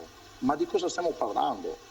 Cioè, nei patti lateranensi non si parla assolutamente di questo. L'Italia è uno Stato laico, non capisco, era come se da domani ci fosse un ministro della Repubblica che incomincia a dire alla Chiesa cosa deve fare con i suoi proventi, o gli comincia a dire quali sono le linee guida per amministrare lo IOR, o gli comincia a dire cosa deve fare la Chiesa con i beni in suo possesso.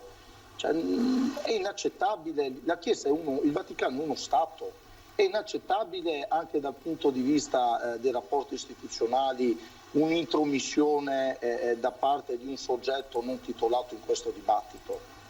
Cioè, io non oso immaginare se domani mattina Draghi si svegliasse e dicesse con le offerte che i fedeli fanno alla Chiesa Cattolica si faccia A, B piuttosto che C. Cioè, resto anche amareggiato da queste prese di posizione. Io spero che il Santo Padre intervenga sulla vicenda dicendo che è stata una scivolata e in modo che si chiuda ogni polemica, perché mi creda fa molto male anche alla Chiesa le affermazioni che sono state fatte non ricordo il nome, Gallagher se non erro. Dal cardinale. E ecco, Borgia, visto da destra, questo intervento a gamba tesa della segreteria di Stato, come la valuta? Ma guardi, su questo tema io ho un'idea molto chiara, nel senso che la Chiesa fa la Chiesa, cioè, per cui non è la prima volta che interviene su delle tematiche importanti. Lei dice a gamba tesa, interviene, fa giustamente quello che ritiene più opportuno ed interviene su determinati temi come questo. Non credo che sia inaccettabile, come dice il consigliere regionale, anche perché vorrei ricordare che il PD ultimamente, come dire, sul rapporto con la Chiesa va a fasi alterne, perché ho sentito dire qualche tempo fa da esponenti del Partito Democratico che il PD deve ripartire da Papa Francesco.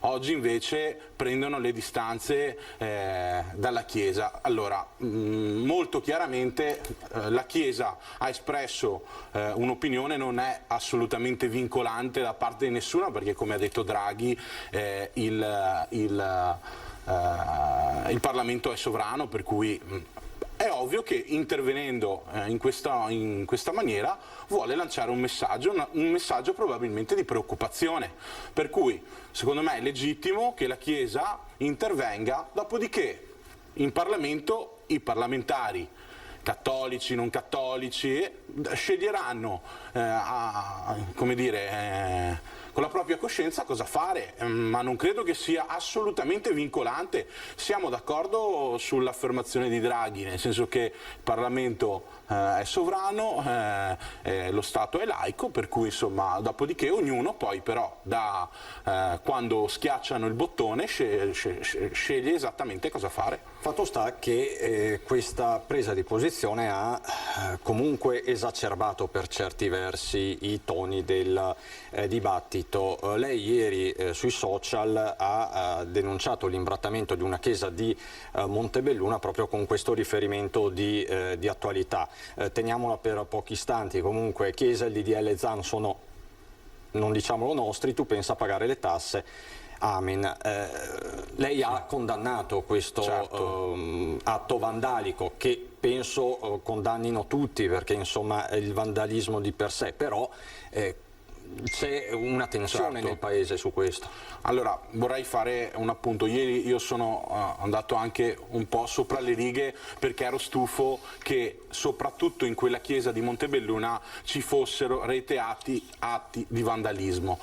Quindi, a prescindere dal contenuto, io volevo e anzi ho come dire, puntato il dito sull'atto di vandalismo, quindi che poi ci sia scritto il DDL Zan, ci fosse scritto qualcos'altro, come dire, la prima valenza era l'atto di vandalismo e quindi quello va assolutamente condannato. Per quanto riguarda invece la questione del DDL Zan, secondo il mio punto di vista, che è modestissimo perché io sono un piccolo, anzi piccolo per modo di dire nel senso grande di corporatura, ma un assessore di campagna, e dal mio modestissimo parere penso che in questo momento dove c'è un clima infuocato, dove c'è una situazione economica disastrata, dove i lavoratori purtroppo sono sempre in difficoltà, tra un po' toglieranno il blocco dei licenziamenti, e il consigliere regionale, che è molto attento su questi temi, lo sa benissimo.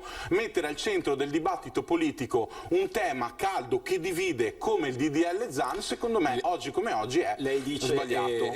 Lo dice da tempo anche la sua leader Giorgia Meloni, il DDL Zan non è la priorità. No, non è la priorità in questo Paese oggi, anche perché all'interno del Parlamento c'è un governo con più casacche, non ci si metterà mai d'accordo e come vedete infatti continuiamo quando il sinistra avrà il centro-sinistra avrà una larga maggioranza e potrà approvare da sola tutto tutto quello che ritiene più opportuno fare, allora quello sicuramente potrebbe essere il momento giusto quando saremo usciti da una crisi economica profonda. Vedo che è collegato, lo saluto e lo ringrazio, il presidente dell'Arcigay di Padova, Mattia Gagliolo. Buongiorno Gagliolo. Buongiorno a voi. Ecco, le rigiro la domanda di fatto. Borgia, Fratelli d'Italia, dice il DDL Zan non è una priorità. Lei come la vede? Ma allora, innanzitutto credo che su questo tema l'ordine delle priorità dipende molto da chi vede o dal punto di vista in cui si guarda. Dal nostro punto di vista di comunità LGBT, che tutt'oggi vive costantemente situazioni di discriminazione, violenza ed odio in maniera sistematica, questo DDL serve e non serviva oggi, serve da molti anni. Pertanto finalmente si è arrivati a una legge che è passata alla Camera. Vorremmo che questa legge fosse quantomeno discussa in Senato, cioè seguisse quello che è l'iter naturale di tutti i processi, di tutte le leggi di questo Paese. Non vogliamo nessun trattamento particolare, non vogliamo che venga favorita in nessun modo, vogliamo semplicemente che venga discussa, come qualsiasi altra legge. Senta Gagliolo, le faccio una domanda molto precisa. Noi qui parliamo di omofobia. In Veneto, nel Padovano, lei è presidente di un'associazione storica, tra l'altro la battaglia di Alessandro Zan è partita proprio da Padova a inizio 2000. Ci sono atti di omofobia a Padova, nel Padovano, in Veneto? Ci sono dei giovani, delle persone che si rivolgono a voi per avere supporto o sostegno, almeno psicologico? Guardi, allora, i nostri servizi sono attivi e accolgono numerose persone che richiedono sostegno sotto vari punti di vista, familiari, lavorativi, anche psicologico in alcuni casi, ma soprattutto richiedono di essere ascoltati da una società che invece molto spesso non li ascolta. Per quanto riguarda gli atti violenti, guardi, le posso citare atti che sono capitati solo nell'ultima settimana. 2 ragazzi sono stati pestati davanti al Duomo qui a Padova, tra l'altro senza nessuna motivazione valida, se non quella di essere stati scambiati per una coppia, tra l'altro. E una ragazza, nostra socia, diciamo, è stata malmenata in un autobus a Mestre, per cui gli atti violenti capitano in Veneto, capitano a Padova, capitano ovunque, perché nessun posto è esente o è zona franca dall'odio, e purtroppo queste cose sono sistematiche, non capitano in un ambito specifico, capitano un po' ovunque, perché un po' ovunque l'odio è arrivato ed è arrivato da molto tempo. Ma Gagliolo, mi faccia capire, questi atti sono stati compiuti nei confronti di questa coppia di ragazzi, se ho ben capito, nei confronti di questa ragazza perché omosessuali, in quanto omosessuali? Allora, in specifico, è successo al Duomo un'aggressione da parte di alcuni ragazzi a una coppia che di coetanei, che è stata scambiata per una coppia. In realtà i ragazzi sono eterosessuali, ma il fraintendimento ha creato questa violenza gratuita e assolutamente spropositata. E un'altra ragazza transessuale è stata molestata e aggredita in un autobus a Mestre soltanto la scorsa settimana. Questo è, sono i fatti di questi giorni, ma potrei citarne molti altri. Ecco, tra l'altro lei ha detto un'aggressione su un autobus a Mestre. Con Montanariello poco tempo fa avevamo parlato anche del clima di odio e di violenza che c'è sui mezzi pubblici nel veneziano. Qua parliamo di un'altra cosa, Montanariello, ma come giudica queste ultime parole di Gagliolo? Sembrano fatti allarmanti. Molto allarmanti, anche perché se Gagliolo avesse voluto continuare avremmo potuto fare l'edizione pomeridiana e quella serale con gli atti di violenza che ci sono nei confronti di chi in maniera ignorante e stupida continua a percorrere la strada di certe forme di discriminazione. Ma mi consenta un passaggio relativo a quello che veniva detto prima. Dico all'assessore, sì, le sue parole sono giuste, ma il problema delle affermazioni della Chiesa quando si parla di un disegno di legge non sono i problemi del rapporto che il PD può avere con la Chiesa. Nel PD ci sono anime cattoliche e io lo sono per primo un cattolico, ma non c'entra niente che la Chiesa dopo faccia un'intromissione. Tra l'altro mi permetto di dire, anche quando si parla vengano in Parlamento, se la sinistra avrà una larga maggioranza, cioè, vorrei ricordare che il 4 novembre del 2020 la Camera dei Deputati ha approvato con 265 voti favorevoli e 193 contrari e un astenuto il progetto di legge numero 205 che è il 2005, che è il famoso DDL Zan. Quindi non si sta tentando di fare questa operazione in maniera golpista, dove gli si dice quando ci saranno i numeri lo farete. No, i numeri negli iter legislativi che ci sono stati finora ci sono stati, ed il disegno di legge sta andando avanti perché è stato approvato alla Camera con questa maggioranza che ancora oggi sorregge il governo Draghi. Quindi voglio dire, non è un atto golpista. Dopo che qualcuno non sia favorevole, guarda, io sono per la libertà di opinioni, per carità, però qui stiamo parlando di un'intromissione su un testo di legge che già sta andando avanti. Piuttosto io fossi la Chiesa mi porrei un altro tema, chiederei ai fedeli cosa ne pensano loro, perché io credo, cioè io finora cattolici che hanno detto che sono contro questo disegno di legge non ne ho trovati, perché se uno è un buon cattolico, vedere che qualcuno si prende le botte per strada solo perché viene ritenuto diverso è una cosa che dovrebbe ferirmi, anche essendo credente in una religione che proclama l'uguaglianza degli uomini e delle donne e di tutti gli esseri umani. Insomma. Chiarissimo, Montanariello. Cioè, quindi qua siamo di fronte a una distorsione della realtà per motivare posizioni ingiustificate.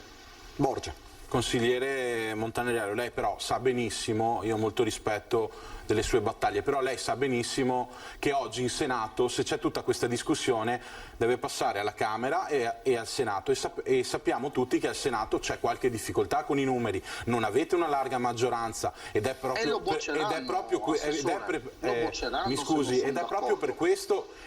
per questo che c'è questa discussione. Io ritengo che un dibattito di questa natura oggi non sia, come dire, in un momento di conflittualità acuisce le conflittualità, non le diminuisce, secondo il mio punto di vista. Dopodiché certo. Poi io con lei mi confronto molto volentieri, perché le assicuro che in questo paese, se uno soprattutto su questo tema ha un'idea contraria, viene sommerso di insulti, glielo posso assicurare, perché questo è successo, perché questo è successo. Io poi voglio fare una premessa che deve essere chiara per tutti, perché qui non è che ci sono da una parte gli omofobi e dall'altra. Chiunque discrimina, e io so cosa significa essere discriminato, perché come potete vedere sono corpulento, lo sono sempre stato, sono anche di origine meridionale, tarantino come lei, Montanariello, e so cosa in prima persona, e quindi so in prima persona cosa significa essere discriminati, glielo assicuro. Però è bene dire che chiunque discrimini una coppia omosessuale, un transessuale, chiunque è un criminale, ma questo, cioè, ci mancherebbe altro, questo sta alla base della democrazia. Chiunque discrimina, pesta, minaccia, insulta, su questo siamo assolutamente d'accordo. Dopodiché però bisogna andare sui fatti. Perché dico che non è un tema attuale? Perché i dati che sono stati pubblicati qualche tempo fa parlano di in tutta Italia 35 aggressioni nei confronti delle coppie omosessuali, dei transessuali. Cioè, è vero che c'è molto sommerso, ci mancherebbe, perché qualcuno probabilmente non denuncia.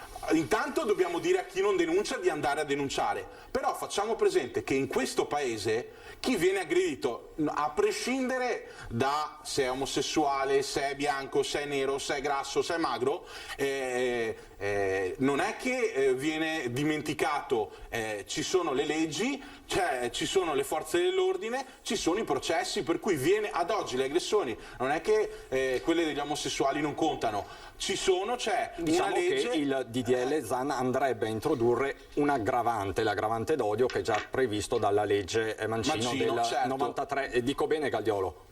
Sì, esatto. Però secondo me, ma in generale, utilizzare il codice penale ad uso e consumo, perché oggi parliamo di questo tema, poi ci saranno tante altre minoranze. Attenzione, io non considero, su questo voglio essere chiaro, gli omosessuali come una minoranza. Essere omosessuale o essere eterosessuale è una cosa normale, nel senso ognuno fa quello che vuole. Però se apriamo questo poi apriremo a tante altre situazioni del genere, e poi se si utilizza sempre il codice penale secondo me è sbagliato. Poi concedere ai magistrati l'opportunità di decidere cosa sia giusto dire o cosa sia giusto o sbagliato, quindi entrare nelle opinioni, secondo me è sempre sbagliato, ma questa è una mia opinione. Gagliolo. Allora, vado con ordine. Per quanto riguarda le priorità legislative del Paese, vorrei dire che forse per Fratelli d'Italia evidentemente era prioritario confermare i vitalizi a Formigoni piuttosto che la legge contro l'omofobia. No, le faccio presente che Fratelli d'Italia a quella votazione non ha votato, quindi si informi, prima di parlare si informi. Vabbè, comunque... No, diciamo no, non va bene, perché bisogna dire le cose come stanno, bisogna essere corretti, mi pare di essere stato corretto.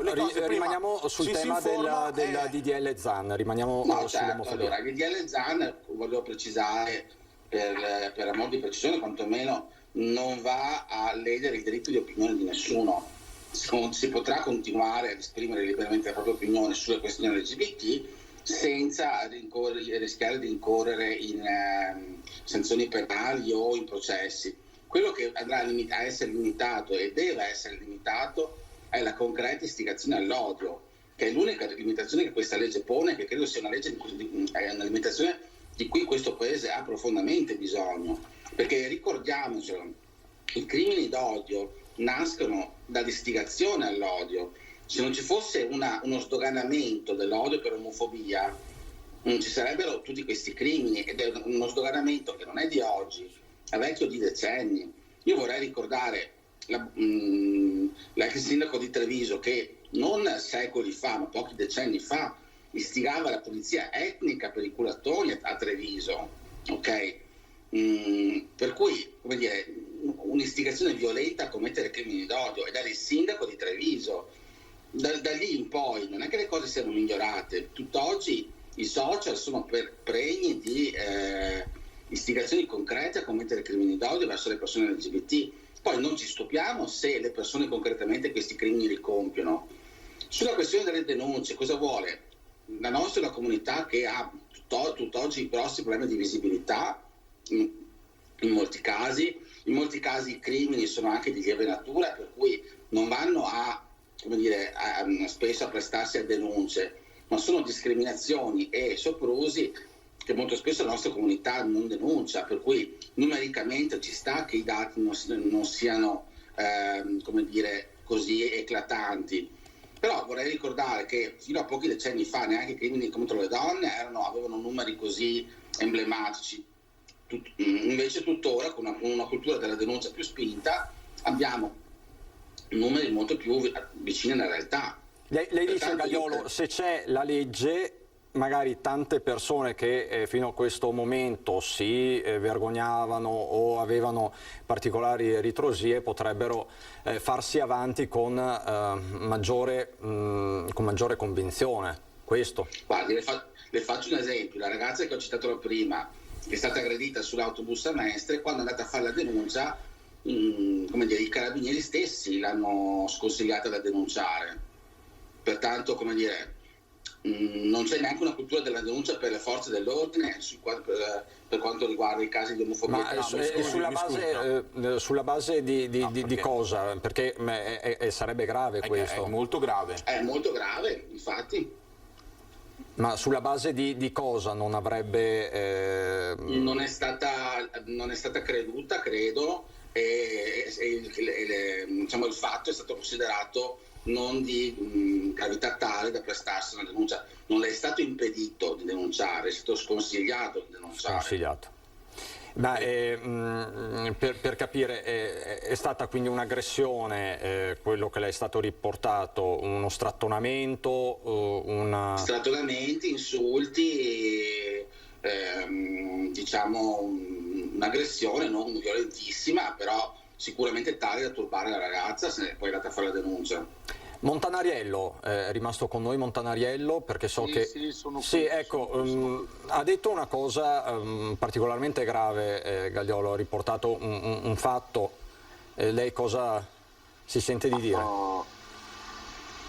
Sicuramente se, come è stato riportato da Gagliolo, fossero verificabili queste cose, bisogna contestualizzare ovviamente per capire bene cosa è successo, e se fosse così certo che è grave. Però guardi, io credo che questa legge possa fare una cosa, me ne sono fortemente convinto, possa aiutare a far cambiare anche quello che è il clima, e le dico perché.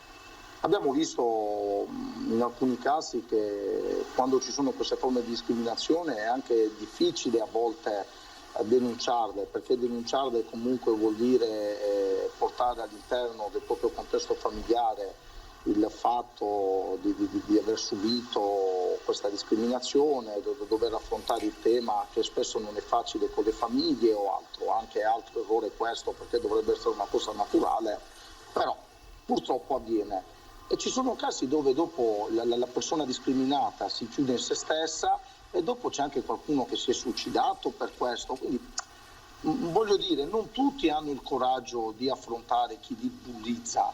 C'è gente che il carattere forte lo fa, ma c'è gente che si chiude in se stessa e dopo fa anche gesti estremi. Allora, se c'è un clima dove tu, come adesso sta succedendo per le donne, che fino a qualche tempo fa era una cosa che purtroppo non eravamo a livello culturale e di civiltà di poterla dare per scontata come oggi, dove tu sai che se ti permetti a fare quelle forme di discriminazione paghi. Dopo, per carità, se uno non va in giro per il mondo a fare il pirla e a offendere il prossimo, non deve avere mica paura di questa legge. Cioè, io non ho paura di questa legge, se mi comporto bene, non vado in giro a fare il pirla, a offendere nessuno, che timore devo avere di questa legge o dell'interpretazione che un magistrato dà? Però sicuramente questa legge può aiutare anche tutte quelle piccole battutine, quel clima che si crea nel discriminare il diverso, quel tessuto sociale di isolamento che a volte si mette in campo, si crea e viene generato dai pregiudizi. E tutto questo cosa fa? Crea quel contesto sociale dove non c'è sicuramente una discriminazione diretta, ma c'è una discriminazione nell'isolamento, nei fatti, nel pregiudizio, quello vero, che è peggio dell'offesa singola. Secondo me questa legge può dare anche un segnale chiaro che non si deve fare quello che oggi troppe volte nel silenzio avviene. Quindi aiuterebbe anche a cambiare la cultura. Fino a qualche tempo fa, e chiudo, direttore, 20 anni fa facevano i film, le commedie italiane, 30 anni fa, dove schiaffeggiare, mi viene in mente Mimì sull'isola, là dove picchiare una donna era quasi un simbolo di virtuosità del maschio, perché lui era il maschio. Cioè oggi una cosa del genere ti porta direttamente, fortunatamente ti porta direttamente in galera. Allora, noi dobbiamo aiutare anche a cambiare il clima, a creare dei fondamenti culturali diversi, perché l'assessore che è in studio è una persona estremamente intelligente e si riesce a parlare con serenità anche nelle diversità delle idee, e gli riconosco insomma la sua intelligenza politica oltre che umana, ma purtroppo non serve essere di destra o sinistra, tante persone non hanno questa elasticità mentale. Diciamo che l'ignoranza non ha un colore politico purtroppo, e qua siamo tutti d'accordo che servirebbe maggiore cultura a tutti i livelli. E Borgia, 30 secondi, poi abbiamo la pubblicità e saluto anche Montanariello. Certo, Prego. io volevo dire che da assessore all'istruzione, sì, di Fratelli d'Italia, promuovo da anni dei progetti educativi, da qua appena mi sono insediato, dei progetti educativi sul bullismo, ma il bullismo contro tutti, cioè è un progetto educativo che va a lavorare, su questo dobbiamo impegnarci, è questa la realtà dei fatti, le amministrazioni devono lavorare sulla prevenzione, la prevenzione al bullismo, abbiamo fatto tantissime iniziative su questo. E per concludere, rispetto a quello che ha detto Gagliolo, non mi pare che, insomma, che l'LGBT non abbia nessuna valenza, anzi secondo me in questo momento con i tantissimi artisti del mainstream, io sono juventino, ieri la Juventus con milioni di seguaci ha cambiato, come dire, ha lavorato sul marketing e ha lavorato appunto appunto cambiando lo stemma, mettendolo arcobaleno, i mondiali di calcio stanno lavorando su questo, quindi hanno moltissime voci, hanno tantissimi sostegni da parte insomma, di molti settori anche strategici, per cui insomma adesso non raccontiamo una cosa che non è, ecco, diciamo, siamo più realisti, diciamo che non siamo a 40 anni fa. Ecco. Però se guardiamo un po' più a est, quello che sta succedendo in Ungheria o da altre parti, diciamo che qualche dubbio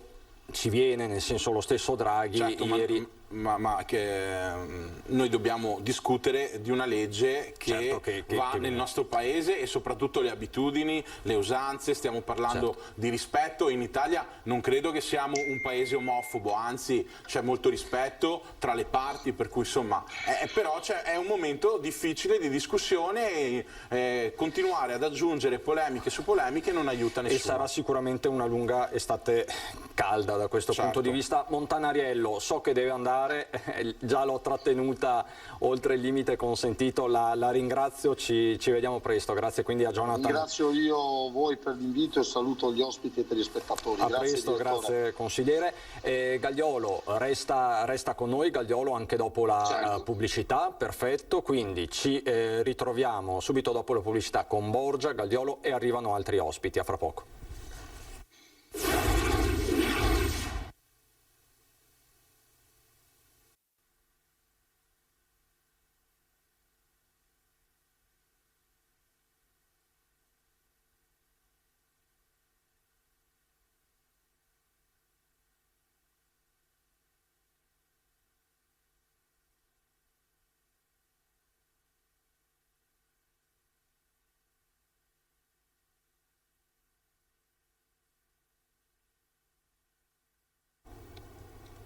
Di nuovo in diretta, è rimasto con noi Claudio Borgia, Fratelli d'Italia, collegato via Skype Mattia Gagliolo, presidente dell'Arcigay di Padova. Ci ha raggiunto Fabio Maggio, che è assessore comunale a Pederobba e rappresentante di Forza Italia per Treviso. Buon pomeriggio a tutti. Stiamo parlando di DDL Zan, è il tema del momento. Per certi versi il primo grande tema politico dopo mesi in cui si è parlato sostanzialmente solo di Covid ed era probabilmente inevitabile per tutto quello che sappiamo.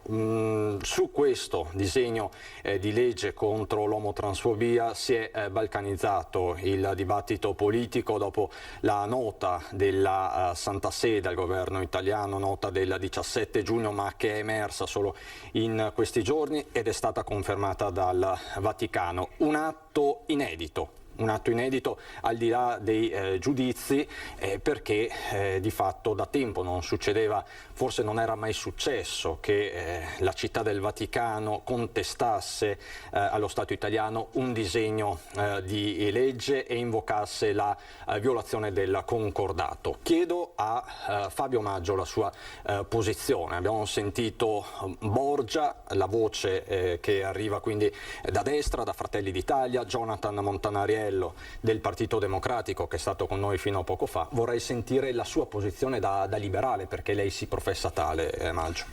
Non solo io, ma Forza Italia ha sempre espresso il proposito, l'idea che i diritti siano diritti a prescindere dalle posizioni politiche. Detto questo, io ho ascoltato prima appunto gli interventi degli ospiti e devo anzitutto dire una cosa. Bene ha fatto il Presidente del Consiglio Draghi a ribadire che siamo uno Stato laico e aconfessionale. Dall'altra parte non possiamo non considerare però, e lo dobbiamo considerare come rappresentanti del popolo, come persone che fanno politica, che i cattolici oggi in Italia rappresentano una minoranza che può anche essere considerata maggioranza relativa. Quindi non si può pensare di semplificare l'intervento del Vaticano come qualcosa che non è autorizzato dalla disciplina costituzionale, ma credo tutti ci dobbiamo interrogare sull'utilità e sulle finalità del DDL Zan. Più di una volta in questa sede e in altre Forza Italia e sottoscritto ha ribadito come ci sia una parte di quella legge che condividiamo, cioè quello di il riconoscimento e l'ampliamento della tutela dei diritti, a prescindere dal criterio con cui viene fatto, è una finalità che qualsiasi democrazia liberale deve rappresentare e deve avanzare. Detto questo, sono le modalità che devono essere oggetto di discussione, e in questo senso abbiamo ascoltato in questi giorni le opinioni autorevoli, io credo, di due costituzionalisti e giuristi importanti, Carlo Nordio e Giovanni Maria Flick, ex presidente della Corte Costituzionale, che hanno esposto dei dubbi radicali, io credo, sulla seconda parte di questo disegno di legge, cioè quello della coazione penale, dell'intervento penale basato sulla legge Mancino. L'articolo 4. Il famoso articolo 4, che violerebbe, a detta di questi giuristi, la libertà costituzionalmente garantita d'opinione, ma soprattutto faccio riferimento anche a un altro intervento appunto del presidente Flick, che diceva: perché non estendere questa tutela a tutte le forme di discriminazione? Perché avere un rafforzativo di tutela che è di per sé stessa una discriminazione? Ecco, io credo che questi siano i temi concreti su cui dare battaglia, scontrarsi, però arrivare a una sintesi. Lo dobbiamo alle migliaia di persone che si attendono una tutela, ma che si attendono soprattutto alla normalizzazione dei rapporti politici. Cioè noi non dobbiamo dimenticarci che la finalità prima di questa legge non deve essere la tutela, ma la normalizzazione della morale collettiva. Gagliolo, chiudo questa lunga discussione sul DDL Zan con lei, poi abbiamo un altro argomento, rimaniamo nell'ambito dei diritti civili. Ha sentito Maggio, la posizione di Maggio è una posizione molto articolata, in punta di diritto mi verrebbe da dire. E secondo lei ci sono margini per trovare un accordo sul DDL Zan? Lei che sicuramente conoscerà Alessandro Zan, perché poi Zan è il promotore del Pride Village di Padova, magari poi ne parliamo. Lei è il suo successore sostanzialmente, perché Zan è stato anche anima dell'Arcigay Padovana. Ci sarà una mediazione alla fine per portare a casa il risultato, quello che immagino voi intendiate come un risultato importante storico? Allora, i problemi sono due. Il primo è pratico: se la legge dovesse essere modificata in Senato dovrebbe tornare alla Camera, come sappiamo benissimo, e lì poi mancherebbero i tempi per la sua approvazione successiva in Senato, visto che questa legislatura comunque non ha di fronte a sé tempi infiniti, per cui di fatto modificarla in questa fase significherebbe rinviarla a tempi assolutamente incerti, se non praticamente vuol dire annullarla, renderla assolutamente inapprovabile. Questo è un primo discorso. Il secondo discorso è che questa legge di fatto ha già subito mediazioni, discussioni, limature alla Camera, pertanto, e dalle stesse forze politiche che adesso la stanno discutendo in Senato, perché, come dire, i partiti sono gli stessi. Se c'erano delle mediazioni da fare, sono state fatte allora. Farle adesso significa andare a toccare una legge che già così com'è rappresenta una mediazione per quanto riguarda le richieste della nostra comunità e le necessità della nostra comunità. Io credo che più di così sia veramente impraticabile pensare a qualcosa di diverso, tanto più che le garanzie sulla libertà d'opinione, sulla possibilità comunque di mantenere i diritti costituzionalmente garantiti ci sono già, per cui tutto quello che si andrebbe a negoziare sarebbe a ribasso su tematiche che non... Quindi lei dice difficilmente ci sarà un arretramento da parte di Zan. Chiudiamo così questo dibattito, e lo chiuderei ricordando comunque l'appuntamento del Pride Village, se d'accordo Gagliolo. Questa è l'home page dove tutti possono trovare il programma della manifestazione, che quest'anno si tiene sotto le mura della città di Padova. In fiera non è più possibile perché sono in corso le vaccinazioni. Anche questo è comunque un appuntamento importante, di fatto è uno dei festival principali, forse il principale LGBT in Italia, è così, no? Sì, è sicuramente una manifestazione importante per Padova, per il Veneto, è una delle più importanti a livello nazionale. Tra l'altro Borgia voleva dire una cosa. No, nel senso che so che in passato mia sorella con le amiche è andata al Village, per cui insomma, come può vedere, in famiglia abbiamo ampie vedute. E ecco, insomma, c'è un pluralismo importante in famiglia, come può vedere. Ecco, e quindi Gagliolo, a questo punto estendiamo l'invito anche a Borgia. A tutti, certo, è benvenuto, venga a trovarci. Grazie mille. Allora, io vi vorrei tenere, Gagliolo, ancora 3 minuti, perché c'è un altro tema che riguarda la sfera dei diritti civili e riguarda l'eutanasia legale.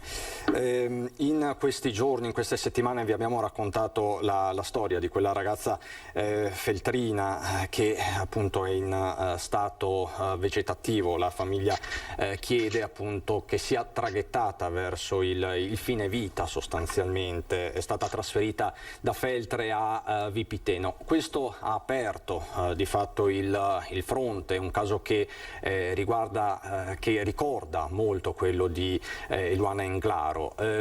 Ieri da Treviso è partita una mobilitazione proprio per l'eutanasia legale. Vediamo.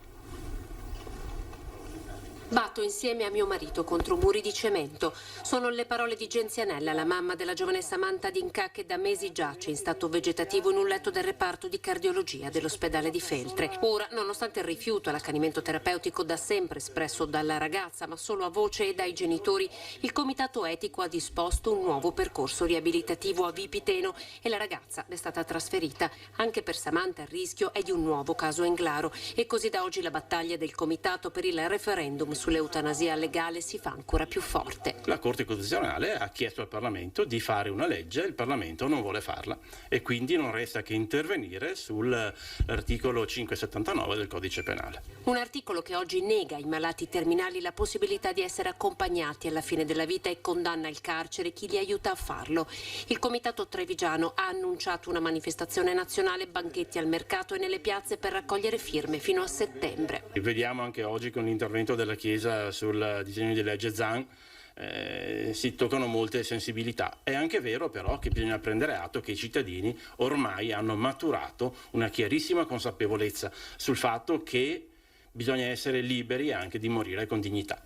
Del resto l'eutanasia di fatto, quella passiva, è già una pratica consolidata, per questo noi diciamo la eutanasia legale, perché quella illegale c'è già.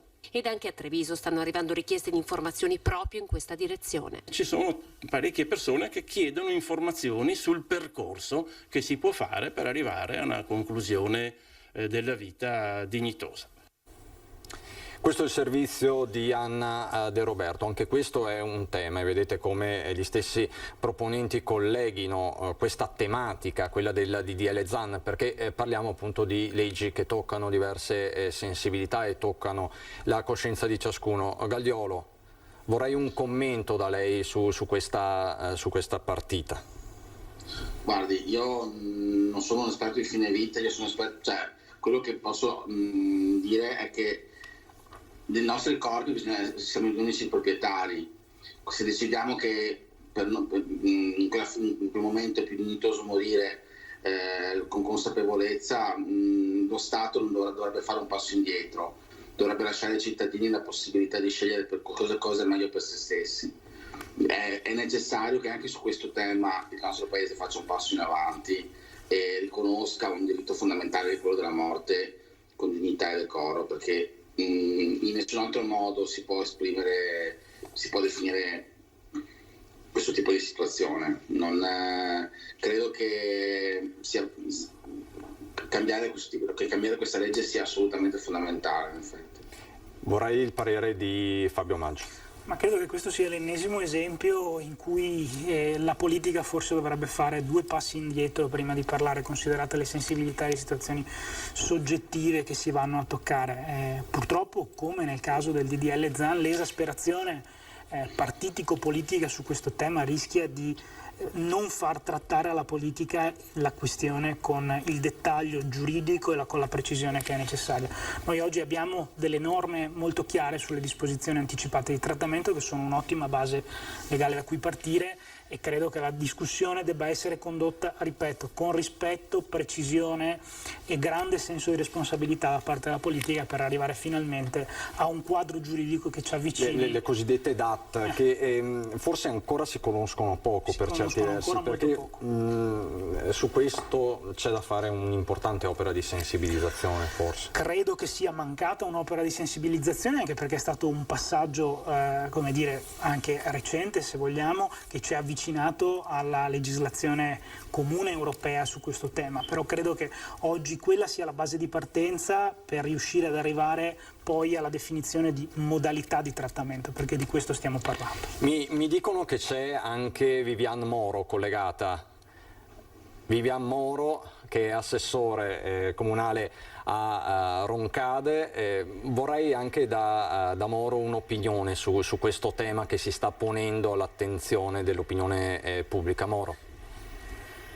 Sì, entro in corsa nell'argomento, quindi mi sono appena collegata, quindi sono riuscita a sentire solo purtroppo le ultime parole che sono state dette, quindi non so bene come abbiate trattato l'argomento sino a qui. Da un punto di vista personale è evidente che appelli come i genitori della ragazza, di cui abbiamo anche visto il servizio, non possono rimanere inattesi e inascoltati, e quindi è evidente che da questo punto di vista anche la politica è chiamata a fare la sua parte, perché che piaccia o no, questo è un tema di cui non ci si può non occupare, quindi è evidente che possa essere divisivo, è evidente che richiede un approfondimento sicuramente maggiore di quello che siamo abituati a sentire ormai quando si parla di dibattiti politici su temi morali, etici, però è arrivato il tempo, secondo me, insomma, che la politica dettagli in maniera più approfondita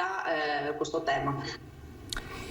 Allora, io saluterei Galdiolo, presidente Mattia Galdiolo, presidente dell'Arcigay di Padova. Galdiolo, grazie per la sua partecipazione. Ricordiamo quindi l'appuntamento del Pride Village a cui potrebbe partecipare, lo abbiamo preso anche Claudio Borgia. Grazie davvero Galdiolo. Ovviamente ci aggiorniamo anche su questo fronte che sicuramente terrà banco per tutta l'estate. Rimaniamo quindi con Borgia, Maggio e Vivian Moro per parlare di questa estate dal punto di vista amministrativo, perché non solo Borgia e Maggio in particolare sono esponenti politici, ma tutti e tre sono giovani amministratori del territorio. Borgia, assessore all'istruzione in comune a Montebelluna, pari grado Moro a Roncade, assessore all'ambiente e anche a tanto altro di Pederobbe invece il buon Fabio Maggio. Vi chiedo, partiamo proprio dal tema dell'istruzione dei giovani. Come vedete questi giovani all'inizio di questa stagione? Sono provati da tutti questi mesi di pandemia? Moro? È inevitabile che lo siano, specialmente i più piccoli, e banalmente hanno bisogno sicuramente delle cose più elementari, ovvero ricominciare a crescere in un ambiente educante che li veda in rapporto fra pari, e quindi uscire, avere a che fare fra bambini, fra ragazzi della propria età, perché il dialogo fra pari è fondamentale, soprattutto nella crescita, e questo è il primo punto. E poi hanno anche bisogno di ritornare, insomma, ad una normalità che li veda anche stare all'aperto, giocare, incontrarsi, abbracciarsi. Sembrano banalità, ma in realtà non lo sono. E un esempio anche forse piccolo, ma che dà l'idea. Noi nel nostro comune organizziamo tutti gli anni nell'estate una rassegna estiva, oltre ovviamente anche ai centri estivi, che prevede anche degli spettacoli per i più piccoli. Devo dire che mai come quest'anno la partecipazione dei più piccoli, oltre che a essere esponenzialmente cresciuta rispetto agli anni precedenti, ma li vede talmente coinvolti ed entusiasti che, per esempio, noi la scorsa settimana abbiamo fatto uno spettacolo, diciamo, di bolle di sapone, e vedere tutti questi bambini euforici a questo livello ci ha davvero dimostrato ancora una volta come, insomma, questo anno e mezzo sia stato difficile per loro e complicato, e quindi adesso l'importante è lavorare affinché possano comunque recuperare quanto hanno inevitabilmente perduto. E a lavorare su questo fronte anche il comune di Montebelluna. Poche settimane fa con Borgia avevamo annunciato una serie di iniziative, adesso si entra nell'operatività. Per esempio c'è questa iniziativa, la possiamo vedere, bando per il bonus comunale dei centri estivi. State dando dei contributi alle famiglie con ISEE sotto una determinata soglia per affrontare la spesa del centro estivo. Assolutamente, soprattutto in questo momento di forte difficoltà il Comune vuole sostenere le famiglie. Quindi tutte le famiglie di Montebelluna che manderanno i propri figli da giugno a settembre ai centri estivi con un ISEE compreso tra 0 e 40.000, quindi un ISEE anche alto per coprire le fasce deboli e la fascia media, potrà beneficiare di un contributo da parte del Comune. Daremo questo contributo che varrà da 1 a 5 settimane da parte dei ragazzi che parteciperanno ai centri estivi e sarà dal 20 al 60% di contributo a settimana, come dicevo prima, appunto per un massimo di 5 settimane. È un contributo importante, abbiamo messo subito a bilancio per tutta la progettualità dell'estate montebellunese 2021 per tutte le famiglie, le parrocchie, i centri estivi, i ragazzi, più di 80.000 euro, anzi più di 100.000 euro perché ci sarà una variazione di bilancio al prossimo Consiglio Comunale, e abbiamo aggiunto anche un ultimo progetto che si chiama Ci sto a fare fatica, per i ragazzi dai 14 ai 19 anni, eccolo qui, siete preparatissimi, che coinvolgerà i ragazzi di Montebelluna in lavori di pubblica utilità nel nostro comune. Quindi riusciranno ad avere un piccolo contributo, parliamo di 50 euro di buoni spesa da utilizzare in città, nelle attività produttive, nelle attività commerciali della città, faranno lavori di pubblica utilità, impareranno cosa significa la cittadinanza attiva.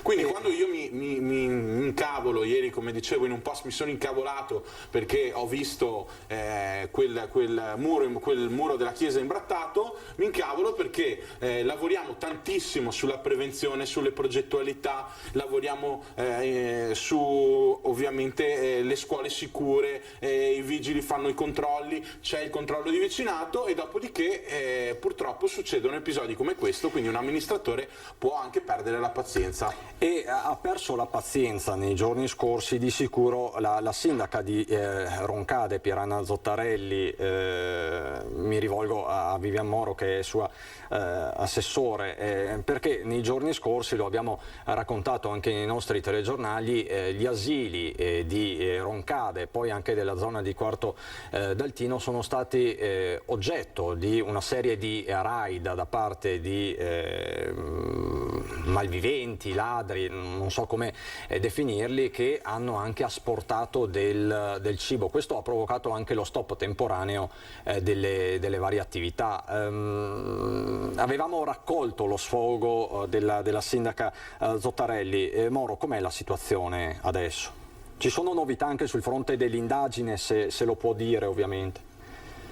Beh, ovviamente rispetto alle tempistiche è chiaro che le indagini stanno facendo il loro corso e quindi vedremo alla fine dell'istruttoria che cosa emergerà. È evidente che è difficile anche dare una connotazione a queste persone che sono entrate negli asili prima di Musestre e poi di San Cipriano a commettere questi atti vandalici, non saprei nemmeno come definirli. Tenere presente che per esempio nel primo asilo che è stato oggetto appunto di questi atti sono stati rubati merendine, carne e una bistecchiera. Ora, a fronte di questo è anche difficile pensare di provare ad intervenire anche con, non lo so, una sensibilità maggiore, un'azione preventiva maggiore, perché qui è evidente che siamo in presenza anche di persone a cui probabilmente mancano i minimi fondamentali, perché anche nel secondo asilo sicuramente il fatto che più dispiace è che sono stati danneggiati anche dei lavoretti dei più piccoli, quindi a fronte di questo ogni commento insomma è superfluo. Dal canto nostro è stato detto anche molto su questa vicenda, tutte le nostre scuole sono allarmate, quindi non è che gli allarmi non ci sono, però ovviamente gli allarmi di solito vengono inseriti nel momento in cui viene terminata l'attività scolastica, e quindi si cerca di lasciare il lasso di tempo necessario al fine di ovviamente terminare l'attività e terminare anche le pulizie, e dopodiché vengono inseriti gli allarmi.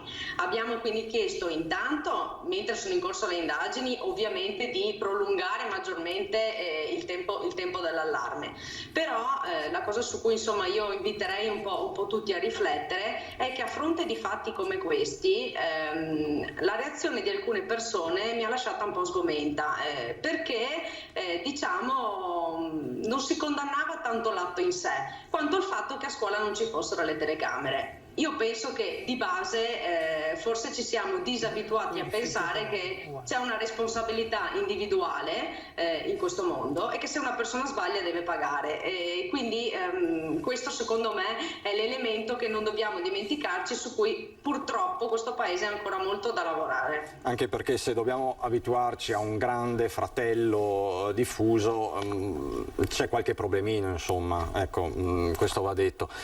Borgia. Sì, no, volevo... Lei scuoteva la testa, nel senso, quando ha sentito la Moro che diceva questo, insomma, che c'è chi si lamenta con il comune piuttosto che condannare l'atto. Sì, perché è bene ricordarlo, anzi ha fatto benissimo la mia collega a dirlo, che il comune interviene su tutti i fronti, dopodiché però sta anche alla buona educazione delle persone, perché non è che è colpa del comune se ci sono dei reiterati atti di vandalismo, no? Come in questo caso, come a Roncade, ecco, è successo a Montebelluna, a Roncade è ancora peggio, succede anche in altre realtà. Però tornando al... Sì, lei voleva fare un appunto veloce. Sì, volevo fare un appunto veloce riguardo appunto ai centri estivi, visto che sosteniamo i centri estivi, e vista la polemica che c'è in questi giorni tra insomma la Chiesa, quello che fa, quello che non fa, insomma abbiamo visto in questi ultimi giorni. Voglio ringraziare che la Chiesa sono anche quei tantissimi parroci di periferia, di campagna, i parroci delle città che tengono sugli oratori, fanno i Grest. Io questa settimana sono stato invitato a presenziare all'inizio di un Grest parrocchiale ed è stato bellissimo vedere i ragazzi insomma divertirsi appassionatamente con i volontari, con i parroci. Questo succede a Montebelluna, succede da tantissime altre parti, quindi la Chiesa è soprattutto questo, ed è questo quello che dà alla comunità, per cui non posso che insomma stringermi a loro, perché il lavoro che fanno è assolutamente essenziale, con costi assolutamente bassi per le famiglie e impegno tantissimo da parte appunto delle parrocchie. Facciamo così. Andiamo in pubblicità, poi vi vorrei riportare sui tragici fatti di cronaca di ieri a Moriago della Battaglia. Ci sono degli aggiornamenti, poi vorrei anche sentire il vostro parere. Siete degli amministratori del territorio, siete giovani, siete di fatto coetanei con i protagonisti di questa mattanza. Subito dopo la pubblicità.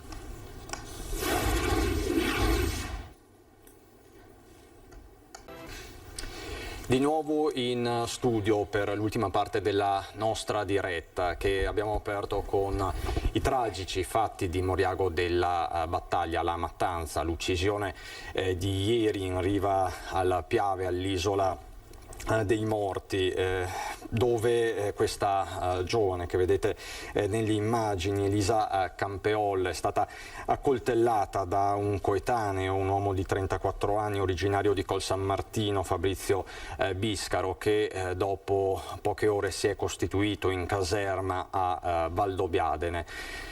Si sta indagando ovviamente, i carabinieri coordinati dalla Procura della Repubblica di Treviso stanno ascoltando i testimoni, stanno eseguendo tutti i rilievi del caso. Ci siamo collegati con la nostra Daniela Sizia sul posto. Ci sono dei dettagli che stanno emergendo, come quello che il ragazzo avrebbe acquistato il coltello poi utilizzato per colpire la giovane donna poco prima di questo insano gesto. Quindi è un raptus, non è un raptus, i due, sembra quasi appurato, non si conoscevano, e lo stesso giovane ai carabinieri di Valdobbiadene ieri sera ha detto non me lo so spiegare, ho agito per rabbia, ho scelto a caso. Quindi Elisa Campeol si trovava nel posto sbagliato al momento sbagliato. Questo è uno degli aspetti forse più inquietanti. E chiaramente ci sono delle comunità sotto shock, le famiglie, entrambe le famiglie sono sconvolte per quanto successo.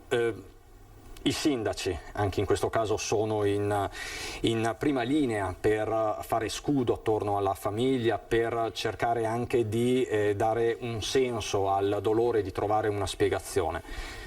Di fronte a queste tragedie, di fronte a questa tragedia, che cosa si può dire? Ci sono delle parole, Borgia?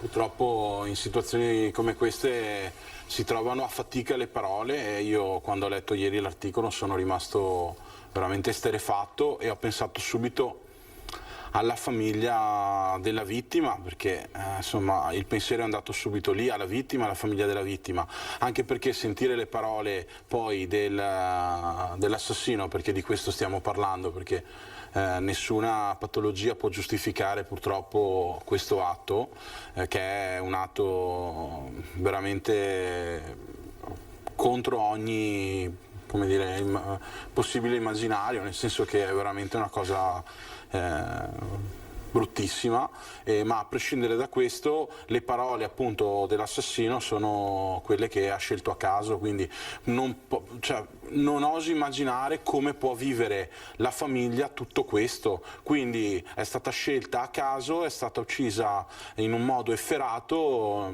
Io mi stringo veramente intorno alla famiglia, spero che la giustizia faccia il suo corso e che ci siano pene esemplari. A me dispiace, io non so adesso la patologia del ragazzo, se, insomma, che situazione possa avere, però purtroppo in questi casi mi sento di condannare l'atto senza pensarci due volte, per cui insomma. Mauro, parliamo di due giovani, Elisa Campeol e il suo killer Biscaro. Sì, è difficile commentare, credo che su questo siamo tutti d'accordo, specialmente anche in una fase in cui non si capisce bene la dinamica, come sia potuto accadere. Io purtroppo quando ho letto la notizia ho subito pensato al caso successo non molti giorni fa, dei due bambini che sono anche loro rimasti vittime di un atto, di un raptus probabilmente di follia. E associando in così breve tempo una notizia che sembra avere dei contorni simili, mi chiedo delle volte anche come l'attenzione mediatica che si apre su questi casi, che è evidente che sia naturale che ci sia, perché io stessa quando ho letto la notizia sono stata spinta dalla voglia anche di capire di più cosa era successo, però dall'altro lato mi spaventa sempre un po', perché in questi casi, quando stiamo anche parlando di persone affette da determinate patologie, il rischio rischio di emulazione è molto elevato. Tant'è che sapete meglio di me che per esempio anche nei casi in cui avvengono suicidi, il più delle volte la notizia non viene data proprio per il fatto che è anche, tra virgolette, pericoloso darne troppa comunicazione o risonanza. Quindi io ovviamente non ho motivo di dubitare dell'operato delle forze dell'ordine, che ovviamente staranno facendo al meglio il loro lavoro per cercare di capire cosa è successo e quindi ovviamente esprimere anche a nome della mia comunità la vicinanza alla famiglia della vittima e credo che anche la famiglia in questo caso del presunto assassino stia vivendo dei momenti sconvolgenti, perché quando hai per esempio anche, lo vediamo nei nostri comuni, quelle famiglie che hanno a carico dei ragazzi con dei disturbi o delle patologie particolari, vi posso assicurare che non è facile capire cosa sia il meglio fare per loro e per gli altri. Sono situazioni talmente complesse che meritano comunque tutto il rispetto possibile e immaginabile. Maggio, probabilmente questo non è nemmeno il momento, e non lo stiamo di certo facendo, delle analisi, dell'approfondimento, è il momento del dolore e anche dello stupore. È il momento del cordoglio e purtroppo, come diceva appunto la collega Moro, però non è il momento dello stupore. 2 settimane fa è accaduto qualcosa di molto simile. Siamo scossi ogni mese da episodi di questo tipo, fortuiti, che colpiscono a caso. Non è il momento dell'analisi, è il momento del cordoglio, ma forse dovremmo chiederci, oltre alle pene severe, se effettivamente gli strumenti a disposizione del sistema sanitario nazionale oggi per aiutare le famiglie che hanno a che fare con patologie gravi, per prevenire questi eventi, siano effettivamente efficaci. Perché io credo purtroppo di no. I fatti lo dimostrano. E poi capire, questo è il passaggio successivo, già in tanti se lo stanno chiedendo, se questo periodo di lockdown, di sospensione della vita, diciamo così, ordinaria, possa aver influito nelle cure dei soggetti con disagio psichico, psicologico. Se così fosse, il sistema sanitario nazionale e le strutture territoriali dovrebbero rincorrere queste situazioni in questo momento. Quindi diciamo che forse non è il tempo ancora dell'analisi, ma di una riflessione. Assolutamente sì. Tra l'altro è un episodio che ricorda da vicino quello di Marocco, di Mogliano Veneto, l'aggressione a Marta Novello, Moro. Non sono in grado di dirlo, nel senso che non conosco i profili della vicenda. Già quella accaduta a Mogliano, anche lì è una vicenda su cui ancora non è stata fatta completamente luce, per cui anche lì non è che si capiscono ancora bene i motivi dell'aggressione. Quindi difficilmente azzarderei una correlazione. Di sicuro sono simili per quanto riguarda le ricadute che possono avere su una comunità. Questo senza dubbio. Assolutamente. Allora io vi ringrazio, grazie Vivian Moro, grazie a Fabio Maggio e Claudio Borgia, grazie davvero per la vostra disponibilità. Degli aggiornamenti di cronaca, abbiamo aperto questa diretta con quanto successo nella notte alle 4 a Breda di Piave, con l'esplosione che ha interessato un'abitazione in via Levada, un'abitazione all'interno della quale si trovavano 2 pensionati, una coppia di coniugi, un uomo di 90 anni e una donna di 87. Sul posto sono intervenute squadre dei vigili del fuoco, ambulanza, automedica del SUEM e carabinieri della stazione di Maserada sul Piave. L'esplosione sarebbe stata provocata da una fuga di gas proveniente da una bombola. La donna, dopo le immediate cure mediche dovute alle gravi ustioni riportate sul corpo, parliamo del 90%, non è in pericolo di vita ma è in condizioni, lo capite bene, molto gravi all'ospedale Cafoncello. Il marito invece non ha riportato lesioni gravi in quanto al momento dell'esplosione si trovava in una stanza attigua.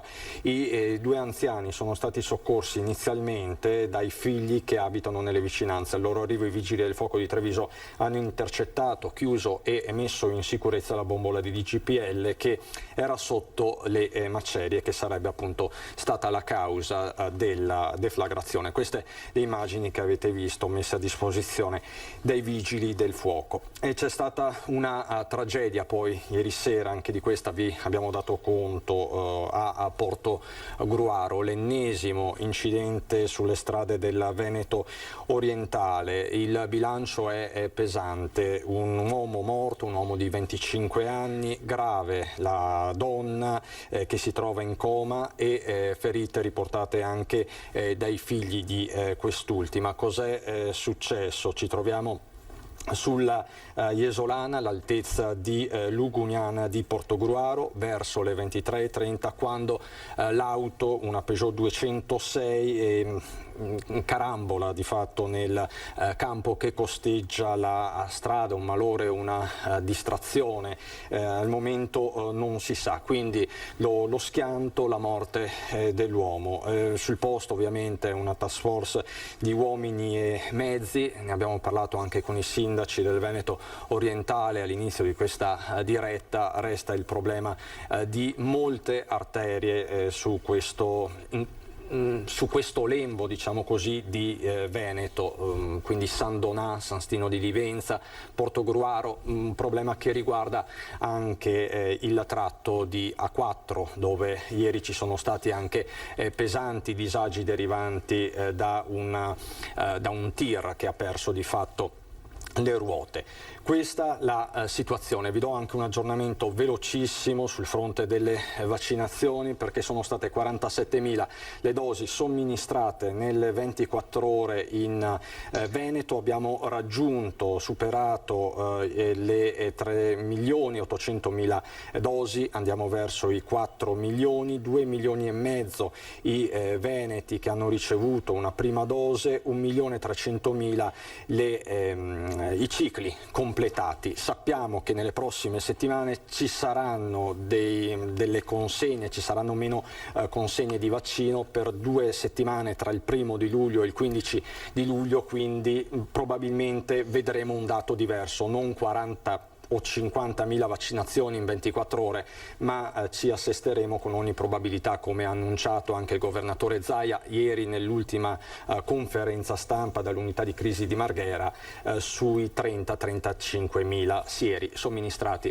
al giorno. È tutto per questa diretta, rientriamo alle 18:30 con l'informazione dal Veneto, alle 19 Venezia, 19:30 Treviso e Belluno. Ringrazio dalla regia Italo Morao e Simone Merlo. A voi tutti, grazie per l'attenzione e buon proseguimento di giornata.